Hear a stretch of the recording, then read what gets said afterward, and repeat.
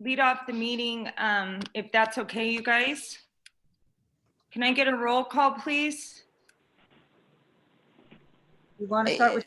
I'm sorry, we're going to do the Pledge of Allegiance. I thought it was important that we put this back on the agenda, and I believe we have the flag.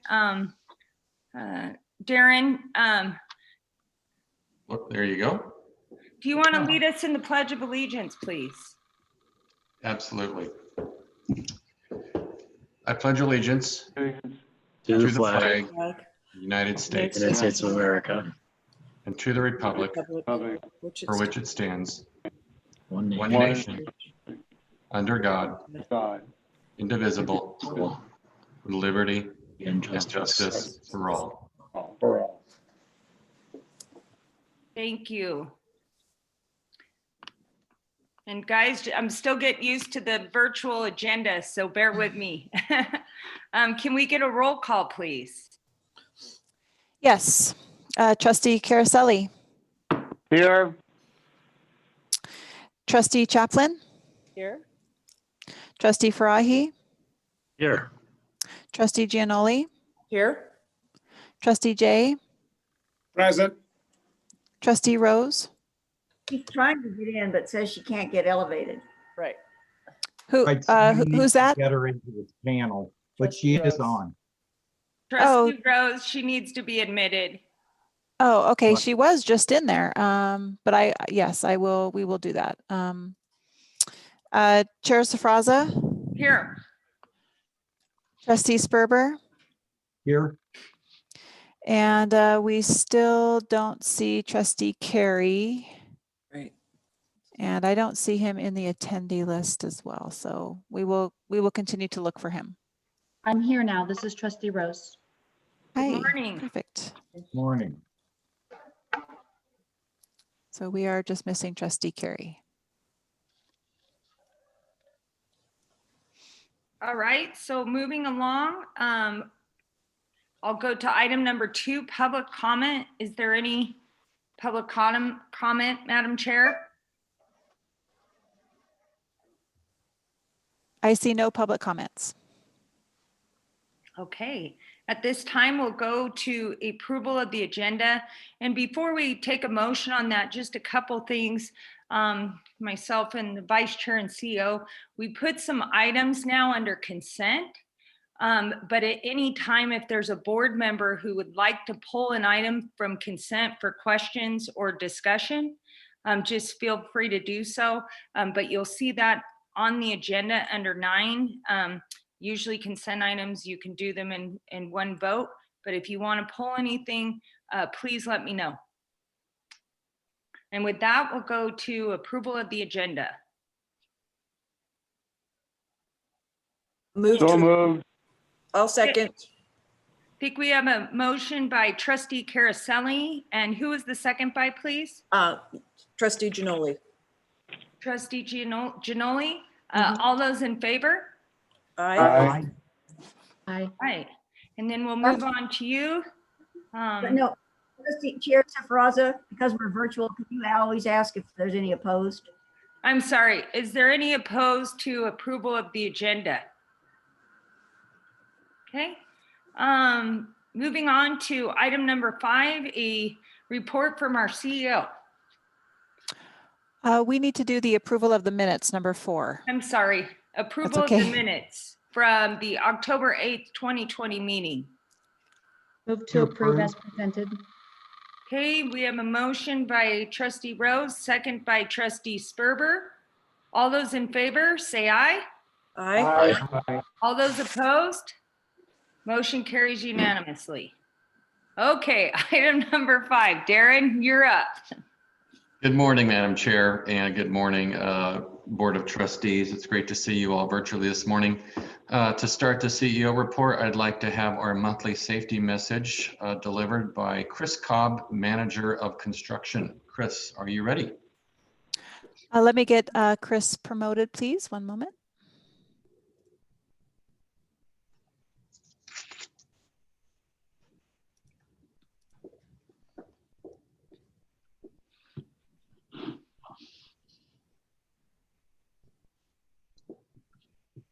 Good morning, Chair Sferrazza, trustees, Mr. Griffin. Pleasure to be here this morning with you.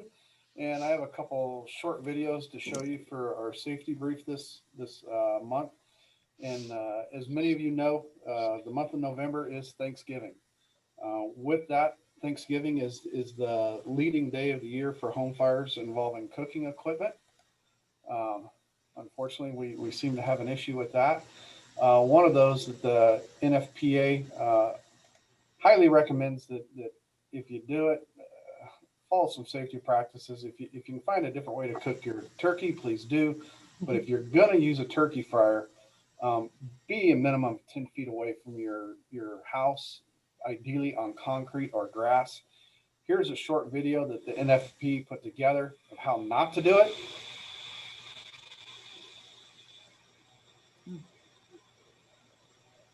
They want to show you what can happen if you're next to there using a turkey fryer with a frozen turkey.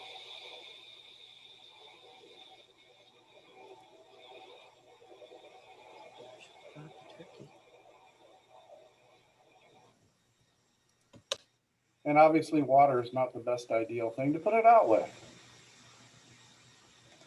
That's the first video I wanted to show you, and just be aware, obviously we won't have those big family gatherings, but if you're going to do this, please use proper safety.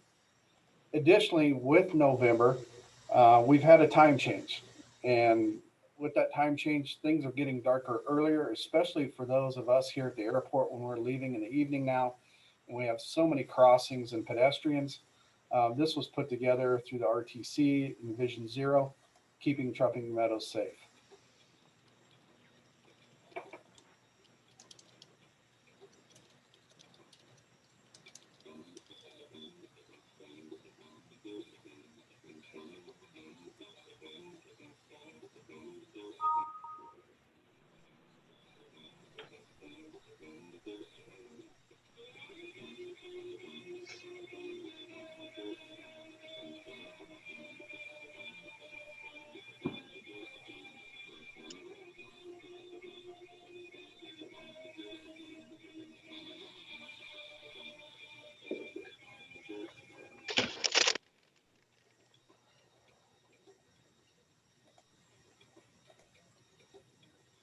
These were just a couple items we wanted to show you and help everybody remember where you're at.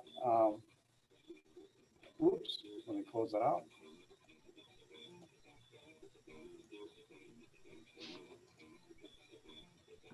Sorry about that. Hopefully that'll help remind us to be careful as we're cooking in this holiday season, and also with it being dark a lot earlier, being pedestrian safe and looking for those folks that are crossing the crosswalks. Thank you. Great. Thank you, Chris, for delivering that message. Certainly timely and seasonal. Madam Chair and trustees, you have my CEO report, lots of detail in there. I would like to highlight a few areas and then discuss a couple things that are pretty topical right now. First, I want to start my remarks by congratulating one of our tenants here at the Reno Tahoe International Airport, which is Dassault Falcon. They have, after long await, received final approval to do a hangar expansion. They originally moved into the former Reno Air Hangar in 2008. And their business is growing so fast, they've had to really figure out a plan to expand that current space. They're investing $2.5 million to expand the office space of the hangar, which will provide space, 2 floors, 11,300 square foot expansion. That gives them space for additional parts, storage, avionics, conference event space, engineering, locker rooms, and employee support.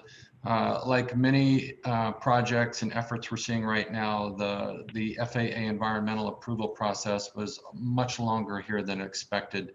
Dassault was very patient, worked with the airport authority team and the FAA directly, and I'm happy to report we have issued them a notice to proceed. They will start their construction on November 17th and hope to conclude middle of May 2021. So very happy for them, very excited to see their investment here at the airport, and their business is doing well, and really appreciate their patience. I want to highlight a few air service ads that are happening this month, which are part of your report, but new air service should always be celebrated given our current circumstances. And so it's a mixture of permanent and seasonal service. As you all know, Delta has resumed its service to Atlanta daily. That began last week on November 8th. And that is seasonal. Of course, we hope to someday have that be permanent. They are also beginning on November 20th to LAX 3 times a day, which is year-round service, which is a really great connectivity to their network. Volaris, which resumed flights here in Reno in August, is increasing their service to 4 times a week here in November and then through the winter season. Southwest is offering a number of limited services beginning in November, which includes service to Dallas Love Field, Houston Hobby, San Diego, and Long Beach. And we are hopeful that several of those will grow into full seasonal and ultimately full year destinations for Southwest, but we see them dipping their toe in the water, if you will, here in November with some of these, and depending on how they do, will determine if the Southwest commitment into those markets. A bit of breaking news this morning. JSX is announcing this morning, and hopefully I am not in front of them, that they are beginning service from Reno to Orange County. That begins December 3rd. Their Burbank service here has done really well, exceeded everybody's expectations. We're really happy to see that. Orange County is a hard airport to get into, slot constrained, a challenging airport to get access to. So we're very, very excited about that. And I want to extend a personal thank you to the Regional Air Service Corporation for their efforts with JSX for both Burbank and Orange County. It's because of RASC and their financial support of this route, and especially, you know, just the commitment to working with them to get them to the market. And it's working great so far. I'm very excited on how that's going. So that's a big win. And lastly, on the airline front, congratulations to Southwest Airlines. This is their 30th anniversary here in November, this month, 30 years in our market, 30 great years of a commitment to the region, growing their presence here, their community ties, and all the service that they bring to us. You've seen our celebratory efforts, I'm sure, probably on social media. It's focused on the great Southwest employees here. You know, we're not celebrating the way we would like to for all the obvious reasons, but that does not lessen our gratitude for their commitment to the market, for their partnership, for Melissa Farnsworth and her whole team here and everything they do to make Reno a great market. And here's to 30 more years with a lot of growth for sure. The last part of my remarks here are related to COVID-19. Just an update for this board. I appreciate everybody going to the full virtual model. That was something Chair Safraza and I talked about after October. And as it turns out, the timing was spot on because the virus, as we all know, has gone nowhere but up since that time. We are really redoubling our efforts here inside the organization. We reformed an employee-led committee on how to increase our vigilance. That committee has been meeting weekly and brought forth a number of recommendations, some of which we started the pandemic with. And like a lot of places, as it drifted through the summer and we were kind of feeling like it was fairly managed, I think some fatigue set in or just a feeling of false sense of security. And now we see the virus doing exactly this fall what many medical experts said it would, which is really run, and it is running hard right now. So we are making health checks mandatory for employees, which is challenging in an airport environment because we have so many different work groups in different work settings doing different jobs. And so we've really boiled it down to those groups figuring out how do you do those health checks? How do you fill out the questionnaires? How do you take temperatures? But they are all working it out at the work group level, and I'm grateful for that. That is just going to be a part of our life right now. We've designed stronger, clear signage throughout the airport environment aimed at employees, really reinforcing the message that if you don't feel well, turn around and go home. We've had a number of instances where people are still confused about that and an obligation to work, or I got to make my shift, when the reality of it is, if you don't feel well or if you have any symptoms at all, we need those employees to be at home. Talking points in English and Spanish, we're really redoubling our efforts to meet employees wherever they're comfortable communicating. So if they understand the nuances of the messages and staying home and health screenings in Spanish, we've really created that venue now with people volunteering to help make sure we get the clearest message possible to every level of employee, and so that there's no confusion or ambiguity around what we need employees to do right now. We've revamped all of our written materials and our website materials for employee consumption. Also really working on, connecting with our tenants on sanitation efforts and throughout the terminal. And I just want to thank our employee committee for leading the charge here, that we have got to protect ourselves and our families and our customers, and the ones that know how to do it best are the employees on the front lines. Related to all of this is Governor Sisolak's comments from Tuesday night announcing the Stay at Home 2.0 effort. In his remarks, he specifically asked for Reno, Tahoe International Airport, and McCarran to increase our efforts at really making sure everybody is wearing a mask. I couldn't agree more with him, and I've directed Police Chief Field to really increase our vigilance out on the front lines. And when we see somebody not wearing a mask, make that approach, educate that person, determine where are they at in the process. Are they leaving the airport? Are they getting in line for security? Are they waiting for a flight? Because you can't go through security. You can't get on an airplane without a mask. And so if you're not wearing a mask, we need to be clear. It's not voluntary at this point. It is a requirement. There are enforcement methods that our police officers have available to them. That is, of course, not where we want to be. We want compliance. We want people to be wearing masks for their safety and the safety of others around them. If they don't have a mask, we'll get them a mask, whatever it takes. But I couldn't agree more. I will be sending a letter out later today to every airport tenant, really going through all the efforts that we need to put together and really add to, the entirety of the effort. And I want to commend all of our airport tenants. Everybody has leaned in and worked hard during this pandemic to keep their customers safe, to keep their passengers safe. The reality of it is the virus is winning right now, and we have to take our efforts to the next level and figure out what else we can do to keep people safe and really protect our healthcare system, which is, I think, a message resonating very loudly that we've got to protect our system, our healthcare workers. So my commitment is that everything that we can do from the airport perspective, we are doing. We're providing support to our tenants. And, this is that part of the pandemic that is going to be the hardest to get through. And I think we all understand that, and we're committed to it. So my thanks to the entire airport community and my commitment to work with them to take our efforts to the next level. Madam Chair, that concludes my remarks. Thank you. I have a couple comments from board members. Trustee Chaplin. Thank you, Madam Chair.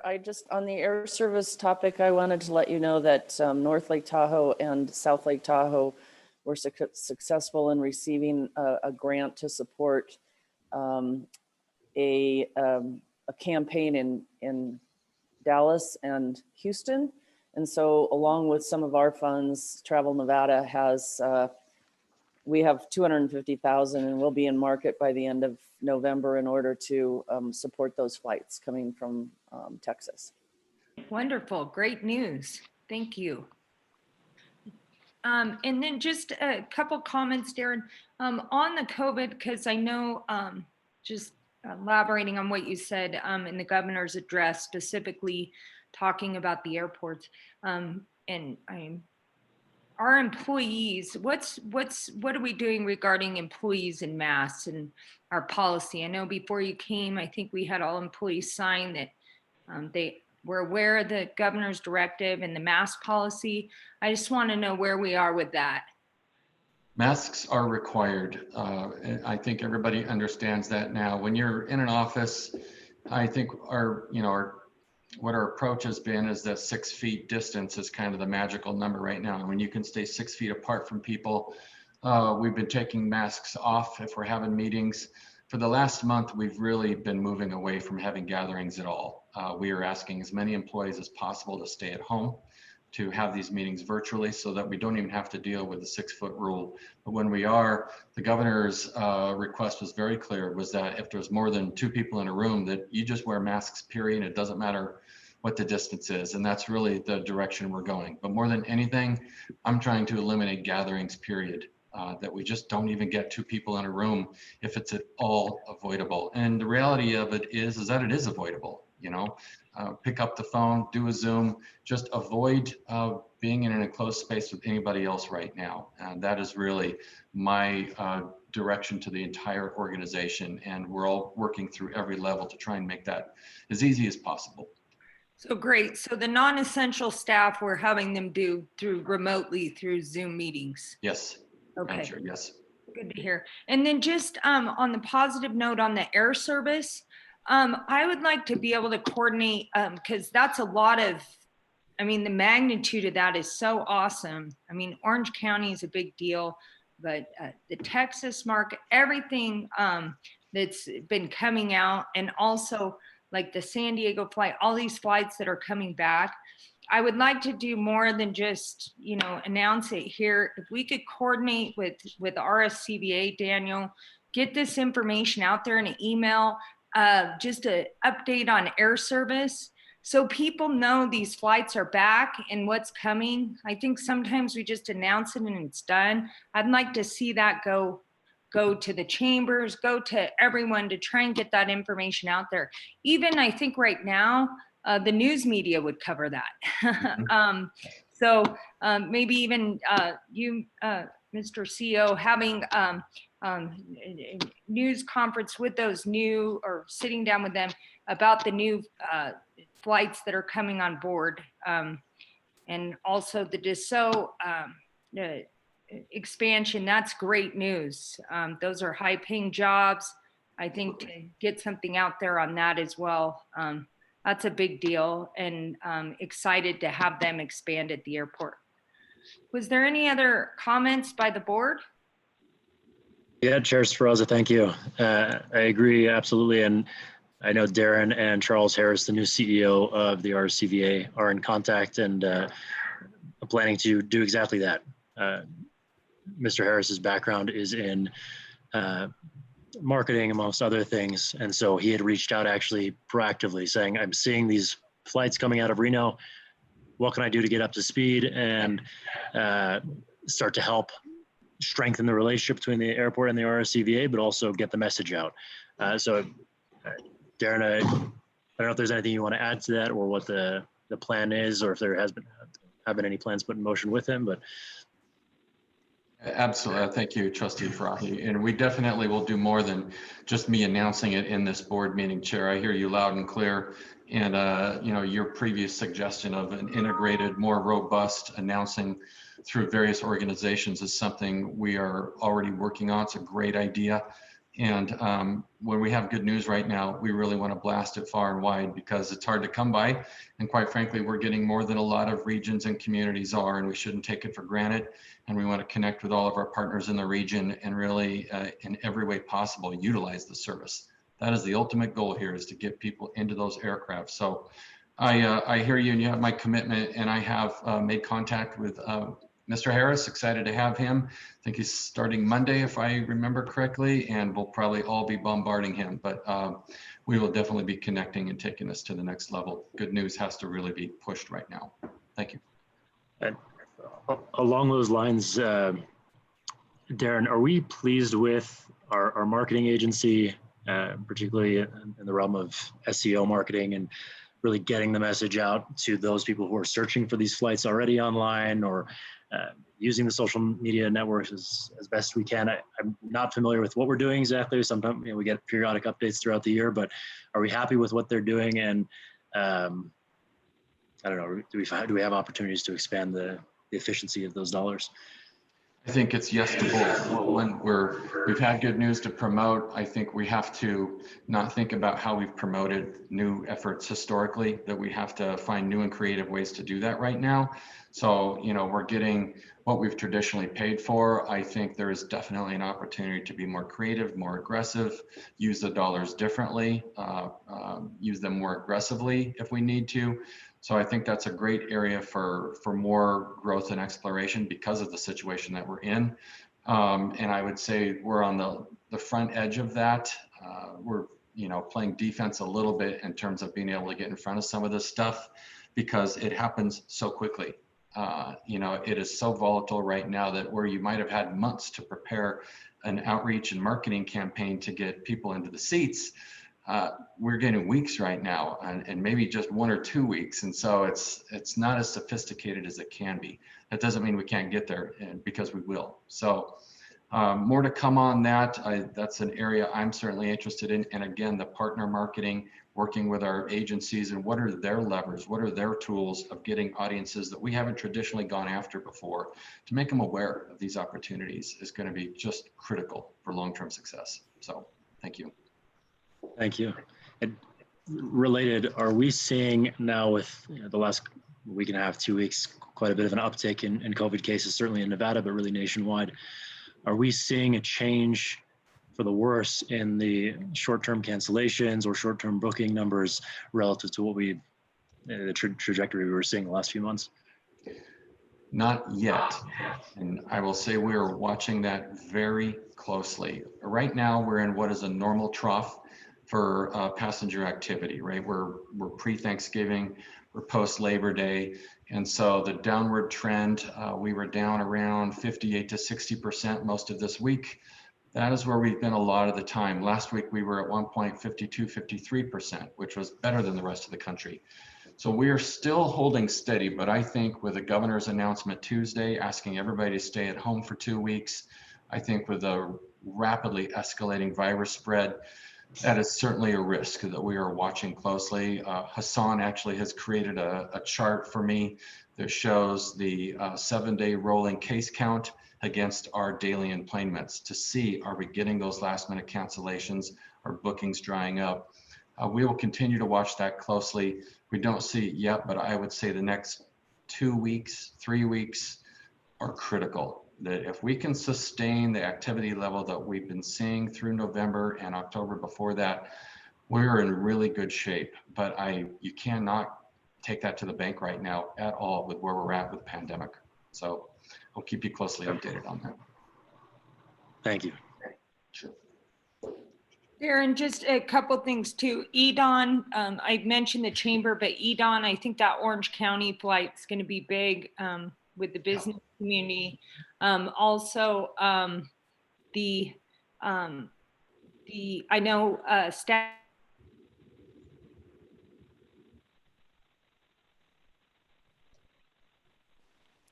Jessica, you've frozen up.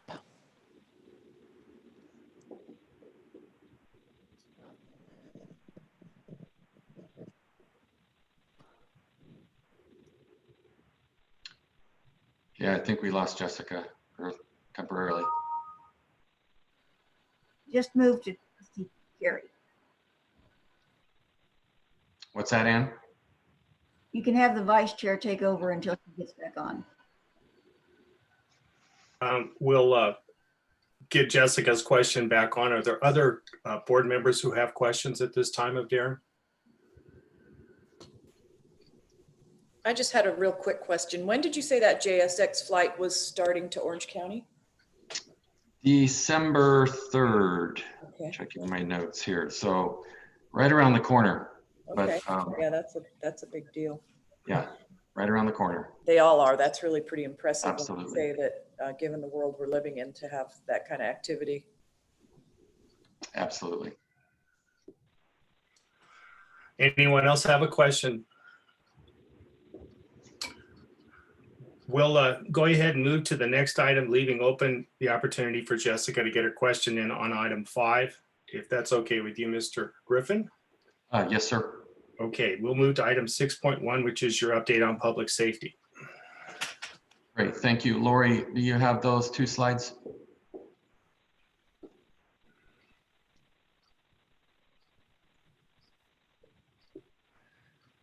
So thank you, Mr. Vice Chair and members of the board. I'll provide now my monthly public safety update, which is and Jessica got kicked off. So if we could keep an eye open for her getting back into the Zoom, please do so. Next slide, please, Lori.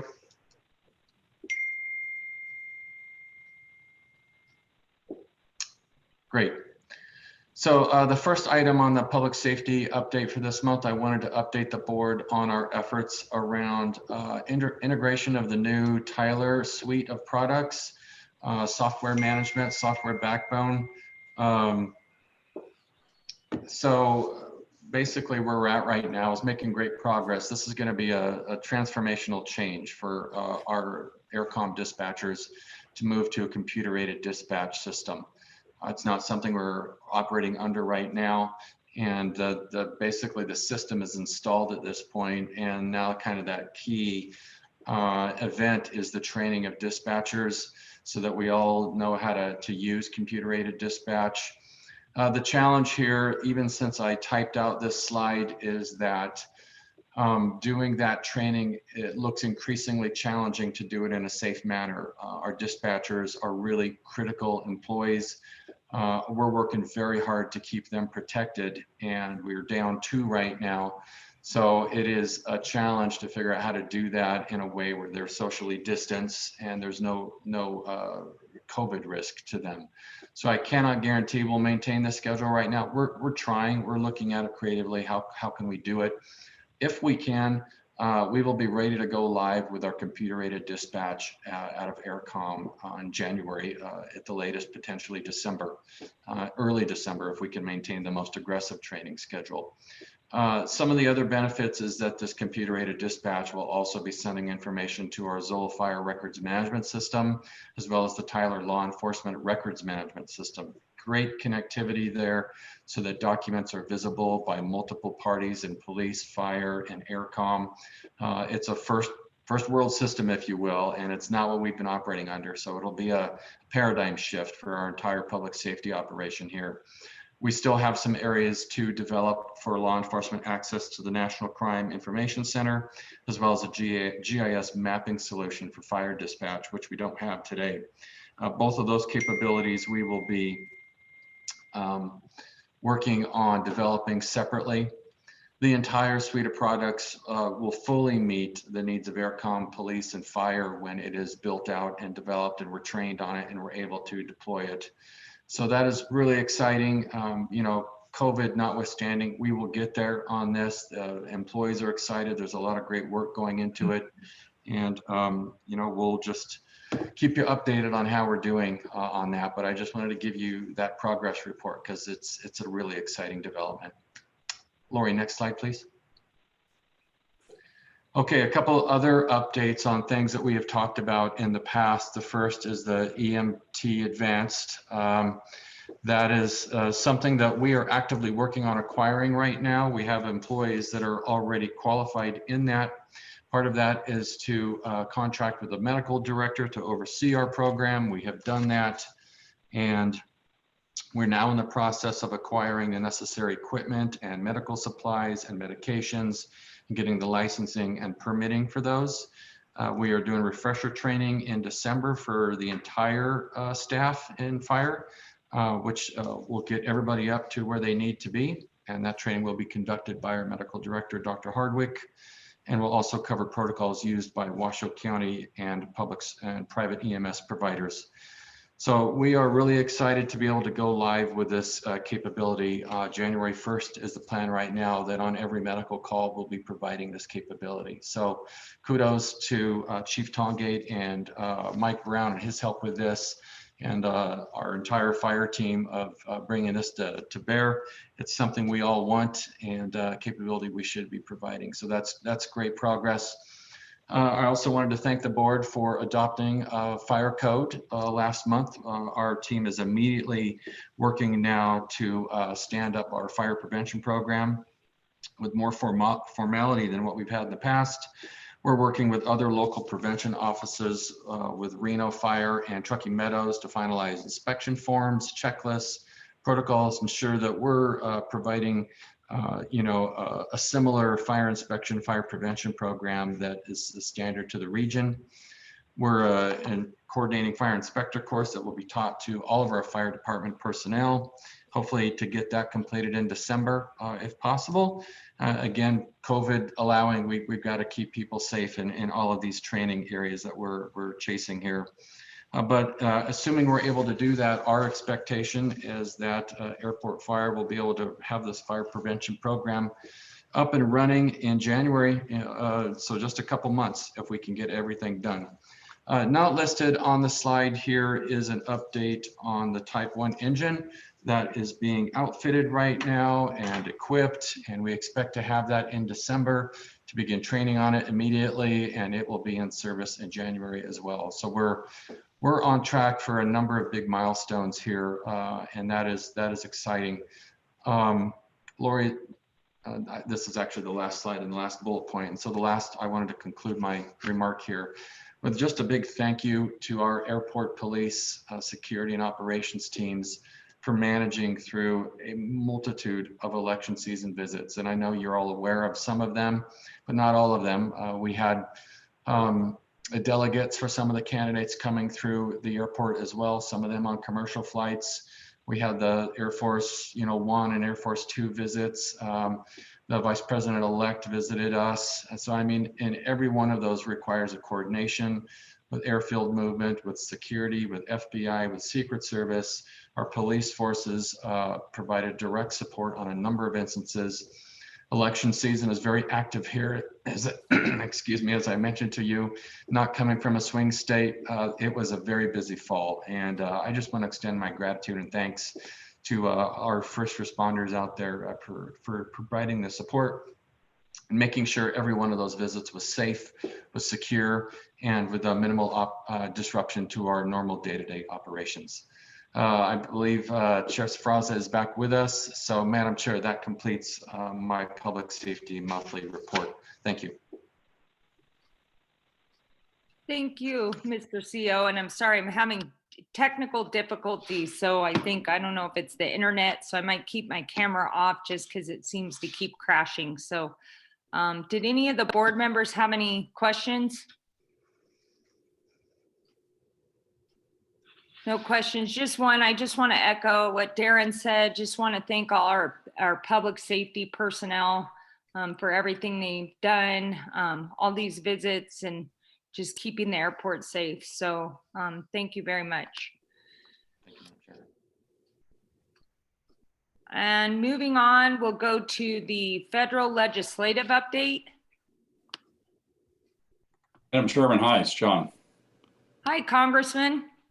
It's really great to see everyone and to have seen you a little bit earlier, but thank you again for allowing me to be part of the present. There you are. Good to see you, Chairman. Hi. Hopefully it doesn't crash again. It's okay. We learn how to handle all these tricks here every day. I guess we all get a mulligan or two maybe during the day. But Chairman, thank you, and to the board and Trustee Carey. With Veterans Day, I still remember the time we spent together at Arlington Cemetery. So thank you again for that very important experience. And to, of course, Mr. Griffin and the team, Brian, it's a pleasure to work with you. And I'll put in a plug for the boss right now that Darren's doing an amazing job in getting up to speed rapidly, literally meeting members of Congress and other elected officials. So kudos to you, Darren, for all that you're doing in a short period of time. Although I guess it isn't short anymore, but it seems like only yesterday. I'm on month 4 now. Absolutely, you are a senior member.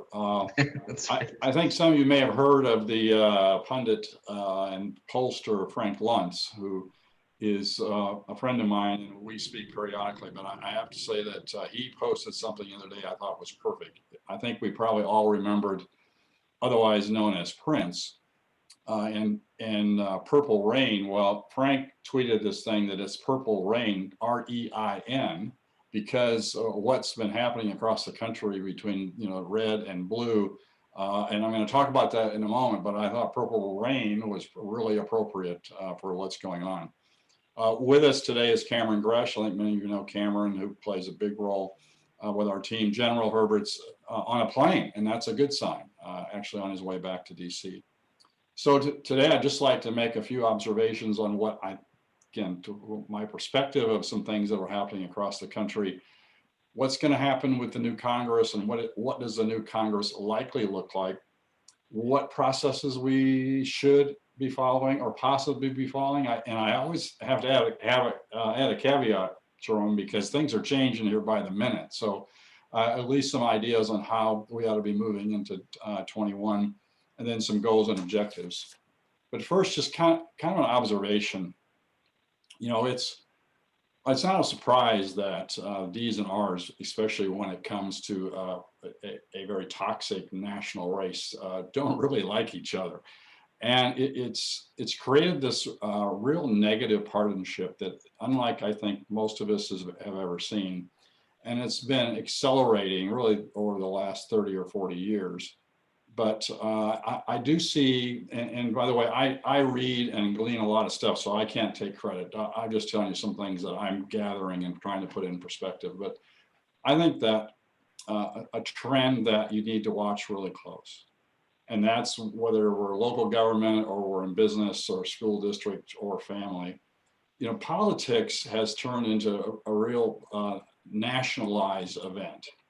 And, you know, the nationalization of politics changes the whole complexity of races, you know, really from the legislature to state and certainly state, local, and then other offices. But it also has a tendency to sort Democrats, Republicans, whether it's by urban, rural, or by liberal or by conservative, because there's hundreds of millions of dollars that are being spent on these national races. And what we've done is we've kind of shifted a lot of our focus from an electorate on the national side. And it really has narrowed the management of campaigns to the hands of a very few. And I mean this on the Democrat and Republican side. Because I think as we walk through some of the numbers I'm going to share with you, you're going to see some trends that maybe you're aware of, but maybe you're not. But it used to be there was a bigger focus on local and state politics. Now, my mother, rest her soul, passed away a number of years ago, but she used to be able to tell me more that was going on in the world than she could tell me that was going on in Boulder City, you know, where she lived the better part of her life. And she could tell me more about what was going on in Washington than what was going on, you know, in Southern Nevada. But what's happening is these national issues are aligning or appear to be aligning people far more than they ever have been before. And there's, because of this, there's really minimal cross party cooperation because we have all these lines being laid and hundreds of millions of dollars being directed into national campaigns. And so I'm trying to get my arms around what's caused some of this, and it's very germane to the RTAA.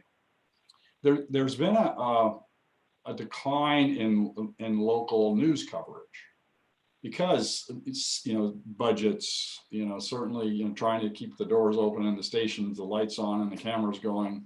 But there's been a reduction in local news. I think maybe you may all notice that there are certain things that they cover, but it's shifting to really a national platform. And it's unfortunate because it's moving everything into a national agenda. And of course, with the national parties and the fundraising, there's really less attention to what's going on, you know, on our local level.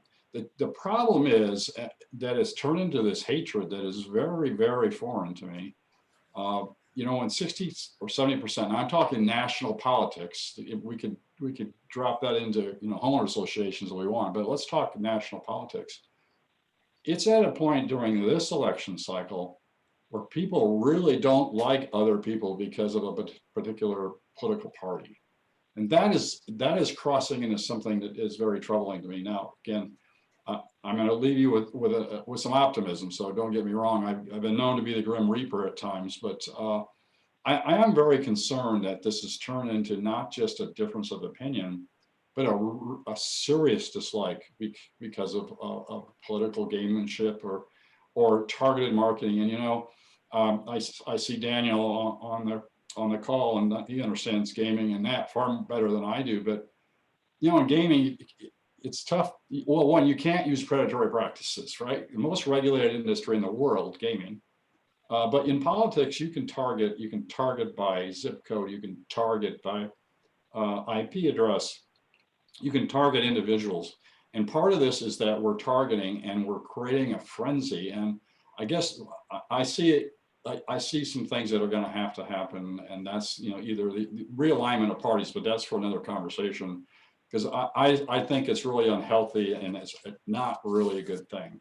But Congressman, on that, Yes. can you give us an update on the election where it stands? I know there's some toss-up Yes. races, but I think there's some legislation specifically that I've certainly heard about in regards to tourism, potential tourism bills that may Yes. have impact on the airport, or some infrastructure bills. And just because we have a lengthy agenda today to Oh, focus sorry on, about that. but that's Happy okay. Just to cut to the chase. the Thank you. infrastructure and the other things, that would be awesome. Thank you so much. So what's important, and I'll tie this into the legislation. So we have about 11 days, give or take, left of joint Congress and Senate. That means, you know, what does that mean? It could go till Christmas Eve, but likely 11 more days. Why is that? Well, technically part of it is that the funding of the federal government runs out on the 11th of December. So all eyes, because as you know, we're in a session and that concludes, we start over again in January. But this particular session, the funding into 21 actually stops on the 11th of December. Now, all indications are that they will fund the federal government moving forward. So having said that, where is the focus right now? You're going to see lots of legislation that's coming out. Catherine Masto has travel and tourism legislation that's been working with the airport and with RTC on especially on some events as well. We're also working, you know, with the National Gaming Association, with the Resort Association on legislation for travel and tourism. But right now, all eyes are on appropriations, although you're going to see bills that are introduced, but all eyes are such that they're trying to fund the government. Key things that are going to happen is there's a shift, likely 15 more Republicans than Democrats have won in the election. So the shift is going to cause some major consternation between the parties. And, you know, the Senate has not been determined yet. There's still 2 seats left for the Senate, which is now all eyes on Georgia. So from a perspective, key is 1211. There's a stimulus package that this is really important to the RTAA. There will likely be a stimulus package passed at some point before the 11th or 12th of December. Currently, the Republicans are pushing $500 billion. The Democrats would prefer to double or triple that. But I do sense that there will be additional funding available before the end of the year. Airline aid is also something that's on the radar. So those are some of the key things. We're been pleased, you know, working with the airport and meeting with the delegation and getting engaged. What's the real positive? And then I'll sit down and shut up, Chairwoman. Our delegation remains constant and remains solid and remains in solid support of the airport, RTAA, and all of you. You know, Mark Amity will likely continue to be on appropriations, which is critical. Jackie Rosen, of course, I'm sorry, was there a question? So that's critical. We have Senator Mastos Masto will likely be moving up in leadership. She has a new role within the leadership. We have Congressman Titus, who will also move up in seniority, as will Lee and Horsford. So on the positive side, very supportive of our RTAA, very supportive of your priorities, and we're looking to really some optimism moving into 21. So hopefully I covered as much as I could in a short time. I'm happy to answer any questions. Congressman, on the travel and tourism bill, because I'm hearing a lot of that, is there any verbiage on that yet? Yes, and I'll get you that. We'll get you that right away. Send that to the airport, because that, have we had any input into that? Yes, you have, Okay. and we'll continue, as has the RTC and the RTAA, very much so, RSCVA as well. Okay, and then I know, I think NRA, it would just be helpful to see the verbiage in that bill. Also, Yes. on the stimulus, do you anticipate, I know crystal ball is hard, but before, during the Obama-Biden administration, there were the shovel-ready projects for infrastructure and stimulus. Do you anticipate anything like that coming out legislatively? And are there things that we should be doing potentially to get ready so our projects are ready to go? From the shovel ready, that term they try not to use anymore because a lot of things were, but weren't. I do suspect that there will be additional funds, and we're working closely, with your team. Cameron, if I missed anything, you're our expert on the latest legislation. Is there anything I've missed, Cameron, on that? No, Chairwoman, obviously there is so much more detail to go into here, and I don't want to take up too much more time, but I am in the process of updating past policy documents I've prepared for the airport that lay out legislative opportunities and talk about some of the infrastructure opportunities we will likely be seeing in the 117th Congress. I will say that the airport status of having shovel-ready projects is only going to assist in us taking advantage of what I think will be many different opportunities. There are way too much to go into on this call, unless you'd like me to, but I'm in the process of preparing a written update that goes through every piece of legislation in this Congress that we think has a shot of being revived in the next Congress. Transportation and infrastructure legislation is obviously going to be a huge part of that. I'd like to point out here that there is bipartisan support for massive infrastructure investment. It's simply a matter of flavor, if you will, and different policy provisions. But as far as what those opportunities are, I can tell you right now that airport grant funding is going to be a big one, and there's going to be a lot to take advantage of. Also, perhaps a completely new opportunity in the form of TIFIA grants, which I will go into more detail in this document that I'm going to furnish with you. But anyways, just to answer your question, yes, you're in an excellent place, and we are going to make sure you have all the information to move forward so that the airport understands where we need to be looking for the 117th. And we've been talking about infrastructure bills now for about, well, a lifetime, but I do anticipate that from infrastructure and funding, we'll see a program similar to the Civilian Corps, where they'll tie this infrastructure projects to employment. And I do look forward to that in 21. Yeah, and I just want to be ready, because if we're ready, I mean, and so speaking of that, we have done, and Congressman, you've done a great job, and we're lucky because our federal delegation gets along very well. I think in taking advantage of that, I would like to look at the safety grants. I know we didn't get safer this time, but we also applied for it for management positions instead of rank and file positions. I want to see in any kind of police and fire equipment, and for our public safety personnel, I want to get started on that sooner rather than later. So if you can get me some of that information in those grants, because that's an area where we haven't been successful. And I think that we could be more successful with our new leadership here at the airport. He's taken a very proactive approach on public safety. And I just, any grants and for law enforcement as well. We don't have to go into it now. I don't want to take up the whole board's time. But if you could get me that information, email it to us, all the boards, so they can see it, that'd be great. And just one final comment, TIFIA, that's amazing news.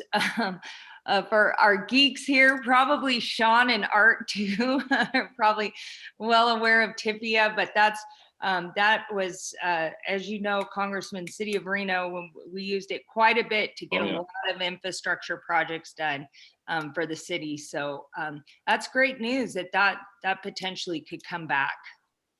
Yeah, yes. And to the grants, we're on that with your team and looking forward to the 21 opportunities. We just had a great conversation about it today, in fact, Chairwoman. So I will update you and the rest of the board on that later. Great, thank you so much. Any board members have any questions for our tremendous team here? Congressman Porter, thank you as always. God bless you for being in the belly of the fire over there. You did promise some more good news. I want to make sure that we got all the good news out of you that we can hold on to. I do really believe that we're fortunate to have a solid delegation that understands the issues. And now, again, with a new administration that it appears it's going to happen here very soon, with having the opportunity to also work with a president that understands policy, understands the legislative process, and having served the community in a different perspective. So I look forward to the conversation. Plus, I think we'll see a lot of our friends, many of you on the phone as well, friends that are going to be part of the new administration as well. So that gives us additional opportunities. Great. I just wanted to Thank say, you. great job. Thank you. A lot of great information there. You're doing a fantastic job. Thank you. Appreciate the kind words. We're here 24/7. Anything we can do. All right, thank you so much. Any Thank other you. board comments? Thank just- you. Thank you. Thanks, everybody. Hope to Thank see you you very soon. much. Be safe. Right. Sorry, board, I'm just pulling back up our virtual meetings here. So let's move on to the next agenda item. And give me 1 second here. We are on consent, I believe. Number 7, any board member comments at this time? Anything the board wants to share? Liaison reports from committees? Anybody, any board members have anything they want to report? I think Carol updated us on the grant for Tahoe. Anybody else? All right, moving along, we'll go to award. Go ahead. This is a little bit self-serving, and I apologize for this, but I do think it has bearing on the airport and potential growth in the future. I just wanted to report that the Tahoe South Event Center bond issuance took place on Tuesday morning with 8 times the subscription rate. So where we only needed $110 million, we were subscribed to over 800 million, which gave us a more favorable interest rate. So what that means is that we're actually going to build next year, and with 6,000 seats adding to the regional inventory of entertainment and sports and everything else eventually when all of this stuff goes away. I'm kind of glad we didn't build it this year, actually. Hopefully we'll be able to get some people on the plane and bring them to the region through our RNO. Great news. I don't think that's self-serving. That's tourism for a region, and congratulations. Thank you. Okay. Y'all get a breath.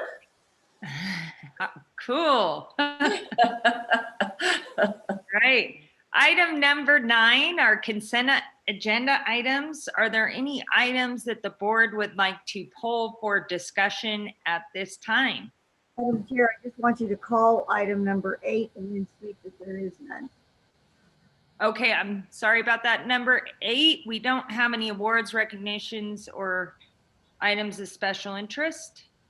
And I'm sorry, I think Marty, you may have had something on the consent agenda that you needed to fix. Is that correct? Did I get that correct? Chair Safraza, can you say that one more time? Marty, and I don't have it because Yes. when my computer crashed, he did write that there was a correction that needed to be made. Yes. And okay. his computer crashed in the executive conference room. So he's going to do that from my desk. Hold on one Okay, thank you. Technology.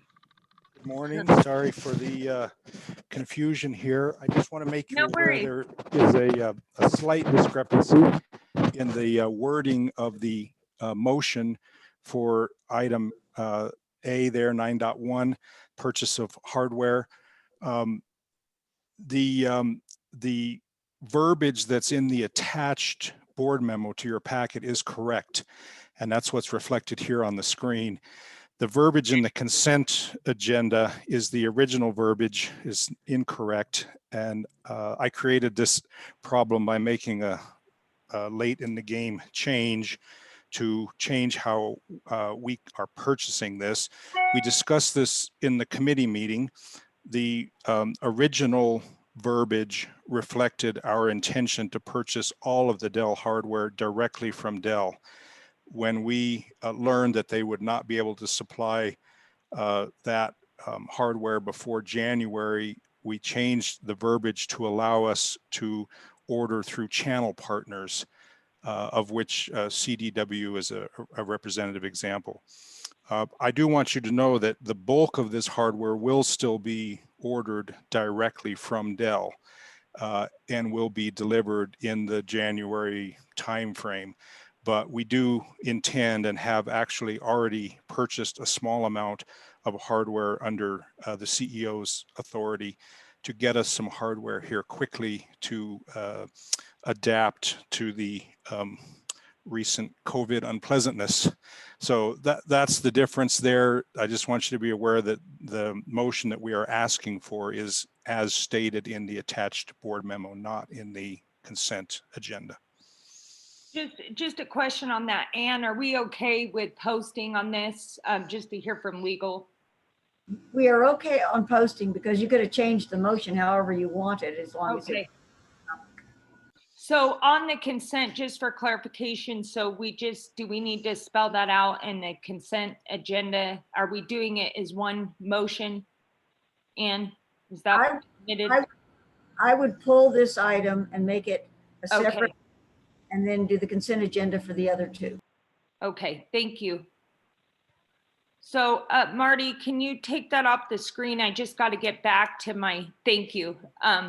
And thanks for the explanation. So what we'll do for the consent is we'll take the two items, we'll pull this one off. So it would be item number, can someone make a motion for items number 9.2 and 9.3 to be approved? Move to approve 9.2 and 9.3. I'll second that motion. So we have a motion by trustee Sperber and second by trustee Janoli. All those in favor? Aye. Okay, then we'll go back to item 9.1, and can I hear a motion to approve as amended? Joseph Rosa, can you ask for opposition, please? I'm sorry, any opposition to item 9.2 or 9.3? Okay, item 9.1, we'll go back to that. Can we get a motion for 9.1 to approve as amended? Richard J., I move to approve 9.1 with the amendments. Second. We have a motion by trustee Jay, second by trustee Rose. All those in favor of the motion say aye. Aye. Okay. Opposed, Chair. Can you ask for opposition? Any opposition out there? Okay. Seeing none, let's move on to item number 10, which is the approval of the annual operating plan for the Reno Tahoe Airport between the City of Reno and the Reno Tahoe Airport Authority. And I'm going to have a couple questions on this one. So just bear with me as I'm pulling up the staff report. Did staff want to give a quick update on this, or staff presentation? Thank you, Madam Chair. Yeah, Chief Tongate is with us, as well as Chief Dave Cochran from the City of Reno. Chief Tongate can do a quick just overview of this if you'd like, and then we can do the Q&A. Great, thank you. Good morning, You're Madam on, Chair. Chief Everyone. Tongate. Good morning, Madam Chair. Good morning. Mr. Griffin. So this operating plan is basically what we've been working on for almost a year now. And what this does is this provides a better level of understanding of what the services that are going to be reciprocated from the city of Reno and from the airport authority. What it does is it breaks down those responses that are airport property so that they are off of the AOA. It gives a better description for who is responding to what and how they will be repaid for those in-like services. So just a question on that. So when does, and I don't know if this is a question for you or Chief Cochran, I'll start with you, Chief Tongate. When does the clock start rolling on this? So when does the reimbursement, is it time of call that actually comes in, or I'm assuming it is, but I don't know, or is it the time at which the response starts? So is it when the call comes in, or is it when they get to the scene? Yes, ma'am. It's for the overall call. Yes, ma'am. From the time that call starts through the completion or termination of it. So it would be when the call actually gets clocked with dispatch. Yes, ma'am. Okay. And then can you just go over the reimbursement then, how that's going to work to the city of Reno? So yes, ma'am. Basically, you'll see that there is that we've had before in the other ones. There is a reimbursement depending on the personnel as well as the apparatus that are used for the incident. There's basically a pay scale and a pay chart for what those resources are that are utilized during the call. Okay, so this changes, and I just want to make sure I understand this. So this wouldn't require someone to call our dispatch. This would go straight to Reno now. It goes to Reno, but our dispatch is notified as well. Yes, ma'am. There's a coordination. Okay, because I just I know in the past we had it come, so I wanted to make sure there wasn't a delay of response to that. So it's going to go straight to, I understand in reading this operating agreement, it's going to go straight to Reno dispatch. Well, if they call 911, yes, ma'am. But if they call 6999, then it comes to our comm center. And that's where a lot of this with the CAD system, that's going to eliminate a lot of these issues and questions that you have, because it's already going to be built into the system for immediate notifications, which will not have a delay in the response. Okay, so how is the airport notified then? Depending on how the call comes in, if it's a 911, it goes to Reno, and then Reno dispatch has to contact our communication center. If somebody calls 6999, it comes to our communication center. Okay, because I just want to make sure we're encouraging people to call 911, not 699. And Chief, that's been an issue before you got here, but that to me, that's just ludicrous.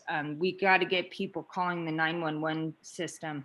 And the other big change in this agreement, the other agreement was just primarily mutual aid. And this would be for Reno. My understanding is Reno to be the primary aid now for the calls for the airport property surrounding the airport, or does this include the terminal as well? No, it includes everything that is off the AOA. And I can just go back and just tell you that I understand there's been a lot of frustrations with the operating plan that we've had before, but with the new leadership, there's a lot of new direction, and the vision is certainly different than what we've had in the past. So moving forward, when we look at not responding off of the AOA to airport property owned, but not on the AOA where Reno is first due in, I believe once we get the new engine, once we look at our operational capabilities, that's going to change in the future. And that's part of that future plan for us to build of how we can be self-sufficient. And if we are going to look at that all hazard response department. But for now, yes, we require Reno's assistance for any property that's off the AOA. Okay, so I'm sorry, Chief, the AOA, the acronym. The airfield. That's airfield. So the terminal, all the fixed base operations, everything that's inside the fence, ma'am. Okay, so the new truck that we just purchased, so we will be able to start fighting a fire if something were to happen on the actual airfield. We're not Absolutely, yes, relying ma'am. on Reno to be the primary response for that, only things outside of the airfield.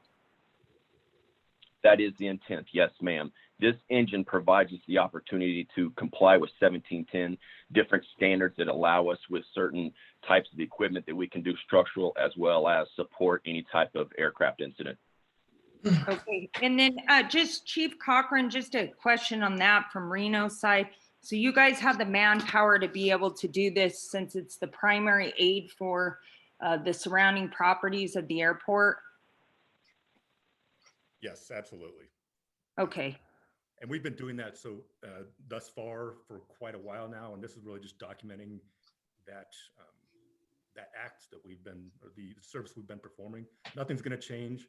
We're not looking, certainly if you call, we will come, but we're not looking to expand any operations or involvement with the airport unless it's at the request of the airport.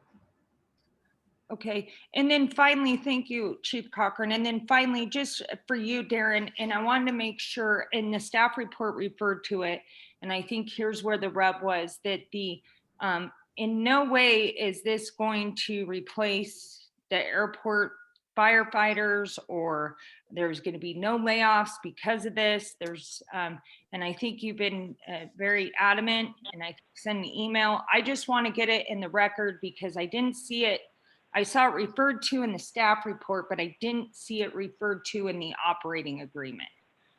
So I want to get that on the record. That's important to me. Because that seems to be an issue that's come up. Yes, Madam Chair, that is absolutely correct. I have put that in writing to every firefighter that it is certainly not our intention to outsource any of our capabilities or reduce our firefighting workforce.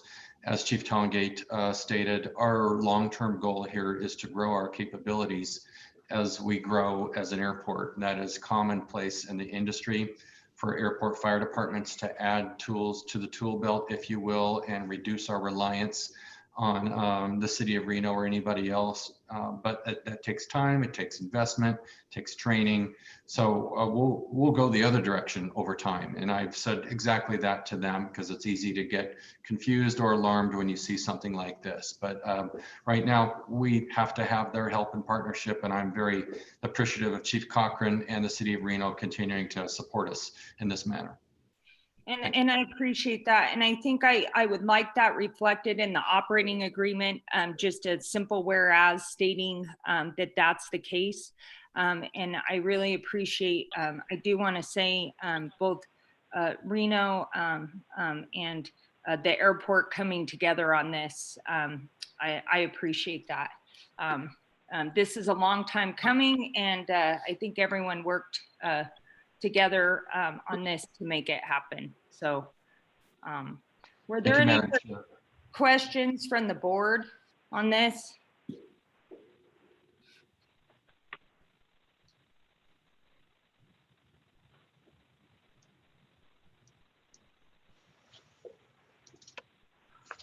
Hello? Were there any questions from the board? Any other questions? Not on my end. Okay, seeing none, do we have any public comment on this? I think I saw Mr. Dunn. Did you want to speak?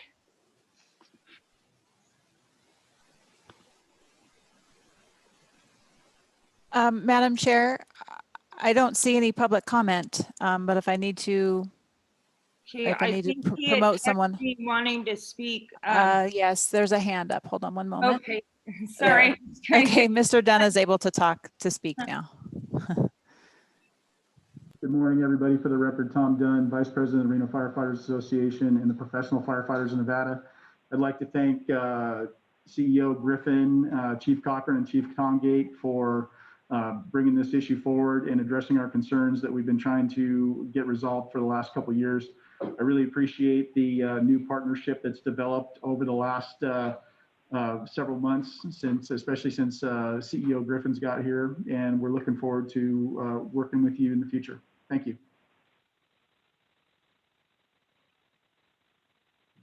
Great, thank you very much. Was there any other comments on this from either chief or our CEO, Darren? None for me. I appreciate Mr. Dunn's comments. I think we're making a lot of great progress on the relationship, and I continue to look forward to improving that as we go. I appreciate the board's consideration of this, and again, thank you to Chief Cochran for the support. And Madam Chair, if I could add as well, I appreciate the cooperative and collaborative work that we've done here, and I would like to echo the ideas that you raised and which were reflected by CEO Griffin as well, that the airport is looking to expand its tool belt, and we are more than willing to work with them and transition those services to the airport as they become capable of doing so.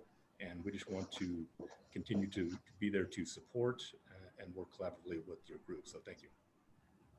Thank you, Chief. And I think, Mr. CEO, if I could amend the operating agreement to reflect the whereas language, to include that, as the staff report indicates, that we're not outsourcing, laying off any firemen. But in addition to that, just getting back to something Chief Cochran said, just having a review period. I don't know if that's reflected in the operating agreement, but as the airport footprint expands, I think to have this reviewed, I don't know if it's a yearly review, if I missed that, but just so we don't lose track here, if we could get a review in the operating agreement, I think it would be great. Absolutely, Madam Chair. I'm trying to find that myself. I thought it said annual. Ann, do you recall? I apologize for not being able to speak off of mute. There is an annual review period in the agreement. Great. Good. Thank you. Okay, so we've got, can I get a motion on this agenda item, please?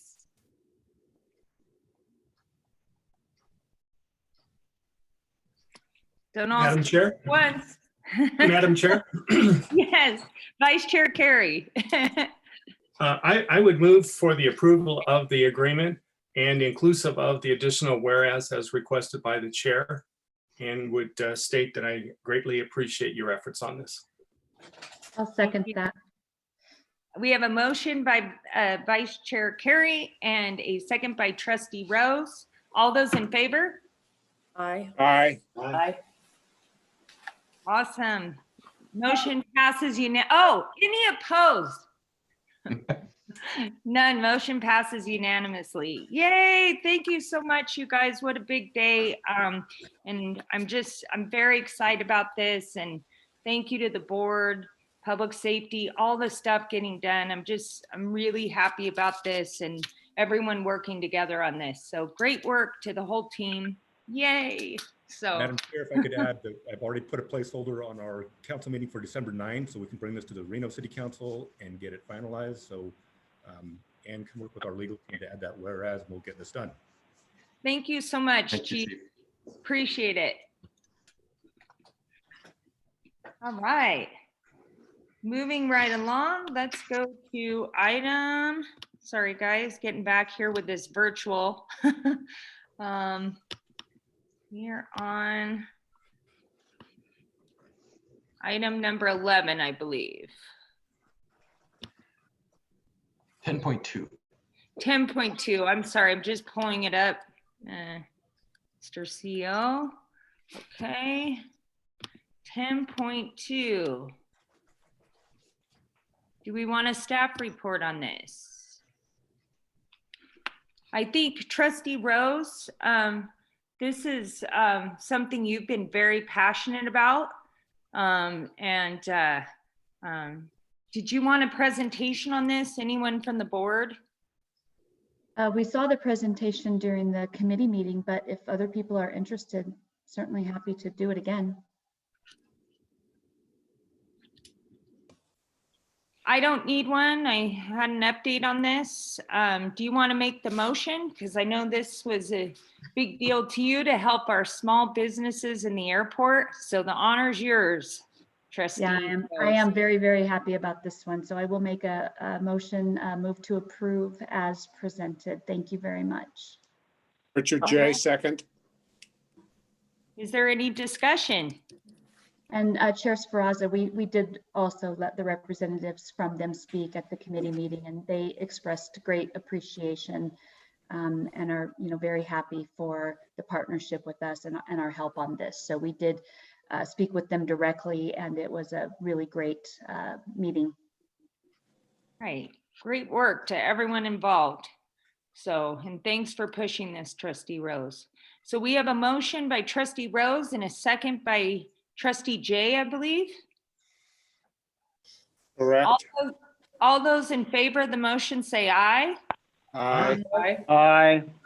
Anybody opposed? Motion carries unanimously. Thank you, Madam Chair.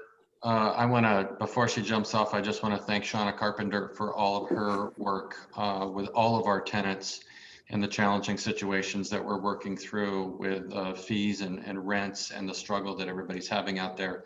Shauna is on the front line. She's working with every single one of them and our finance team and the rest of our commercial team to keep everybody with us as we get through this. This is a great example of that work. And so Shauna, just thank you and keep it up. We'll get through this and we want our airport family to be intact. So thank you.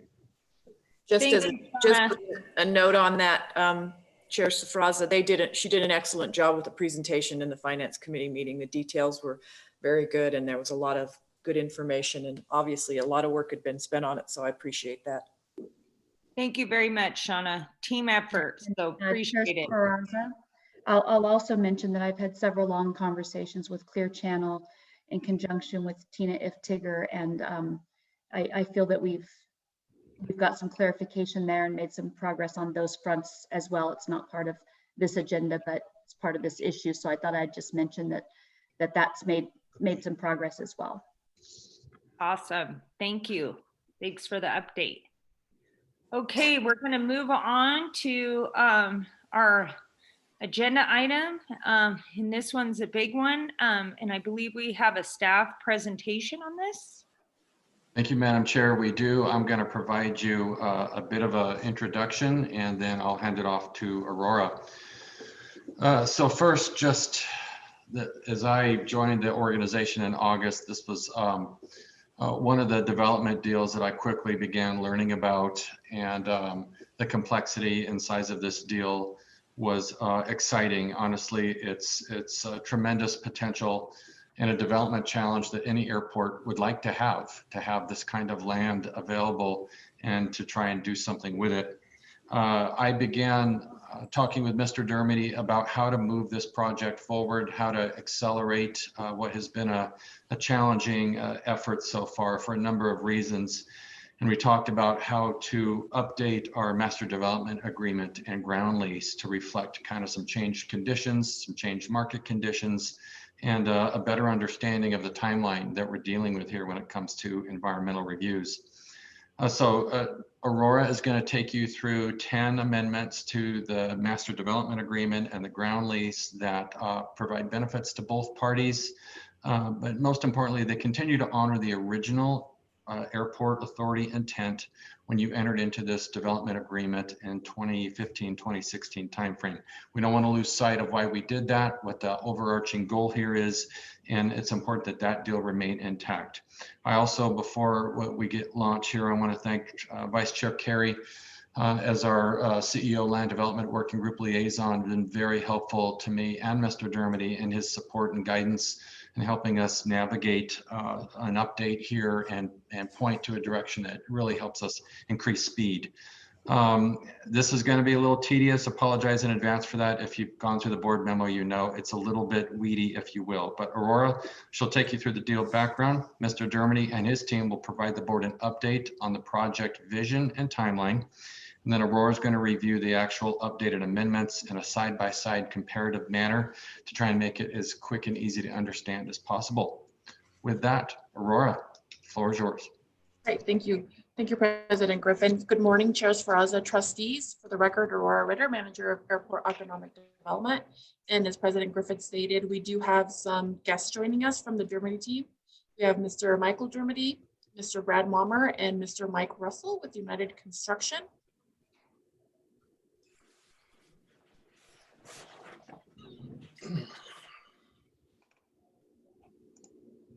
So as Mr. Griffin mentioned,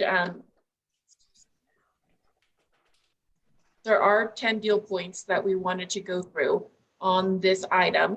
So just to kind of set the stage on how we're trying to make it as smooth as possible, our intent is to first give a brief high-level overview of the background, how we got to where we are today, then provide an update as to where we are today.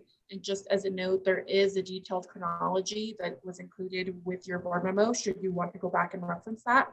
Then the Germany team will share the vision for the project. We'll walk through each of the amendments. As Mr. Griffin mentioned, we will have some visuals and charts and refer to some exhibits in your board memo just to provide some comparison as to what the original term was and what it looks like now in the proposed amendment. We'll walk through the fiscal impact, and then finally we'll be available, President Griffin, myself, and the Germany team to answer any questions that you may have. So with that, I'll just go ahead and jump right into it. So the background, there has been a lot of time and effort put into the development of the Stead Airport. The process all began in 2011 with board direction. In March of 2014, there was an RFQ issued for a master developer partner. Later, the following year, the board authorized Germany Properties to complete the RFQ. And then in December of 2016, the board authorized Germany Properties to assume the master developer role for the Stead Airport. The master development agreement and the phase 1 ground lease were executed in December 2016 and February 2017, respectively. So given that timeline, the RTA and Germany have been working collaboratively on this project for well over 3 years. If you remember before you last year, there was an item to extend the construction completion date of the project site entrance to December 31st of 2020. In April of 2020, the Germany team resubmitted some information to the FAA that included designing of Moya Boulevard, some revised building layouts, road sections, very important draft EA purpose and need statement, an environmental assessment agency scope and area of potential effect. So we said they resubmitted. They originally submitted in 2019. So we've been in this FAA process since 2019.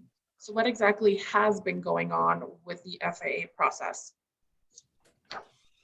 So due to the uncharacteristically slow FAA processing, Germany has not yet received the final approvals needed to commence the project site construction. Some of those approvals include the concurrence of the boundary of the area of potential effect. And that concurrence is customary prior to proceeding with an environmental assessment submittal. So that's really important that we need to get that before we can really move forward. It's important to note that with this initial process, there is not a date certain that the FAA has to respond to. So really we're at their mercy as far as reviewing and getting this information done. So in that case, it's really out of the control of both Germany and the RTAA as to when that will be done. The good thing is that once we do get that approval, the EA process does have a date certain. So there is a 12-month process, and that 12 months is the max allowed by law. So hopefully this process will move a lot more quickly. It doesn't have to take the 12 months, but it could.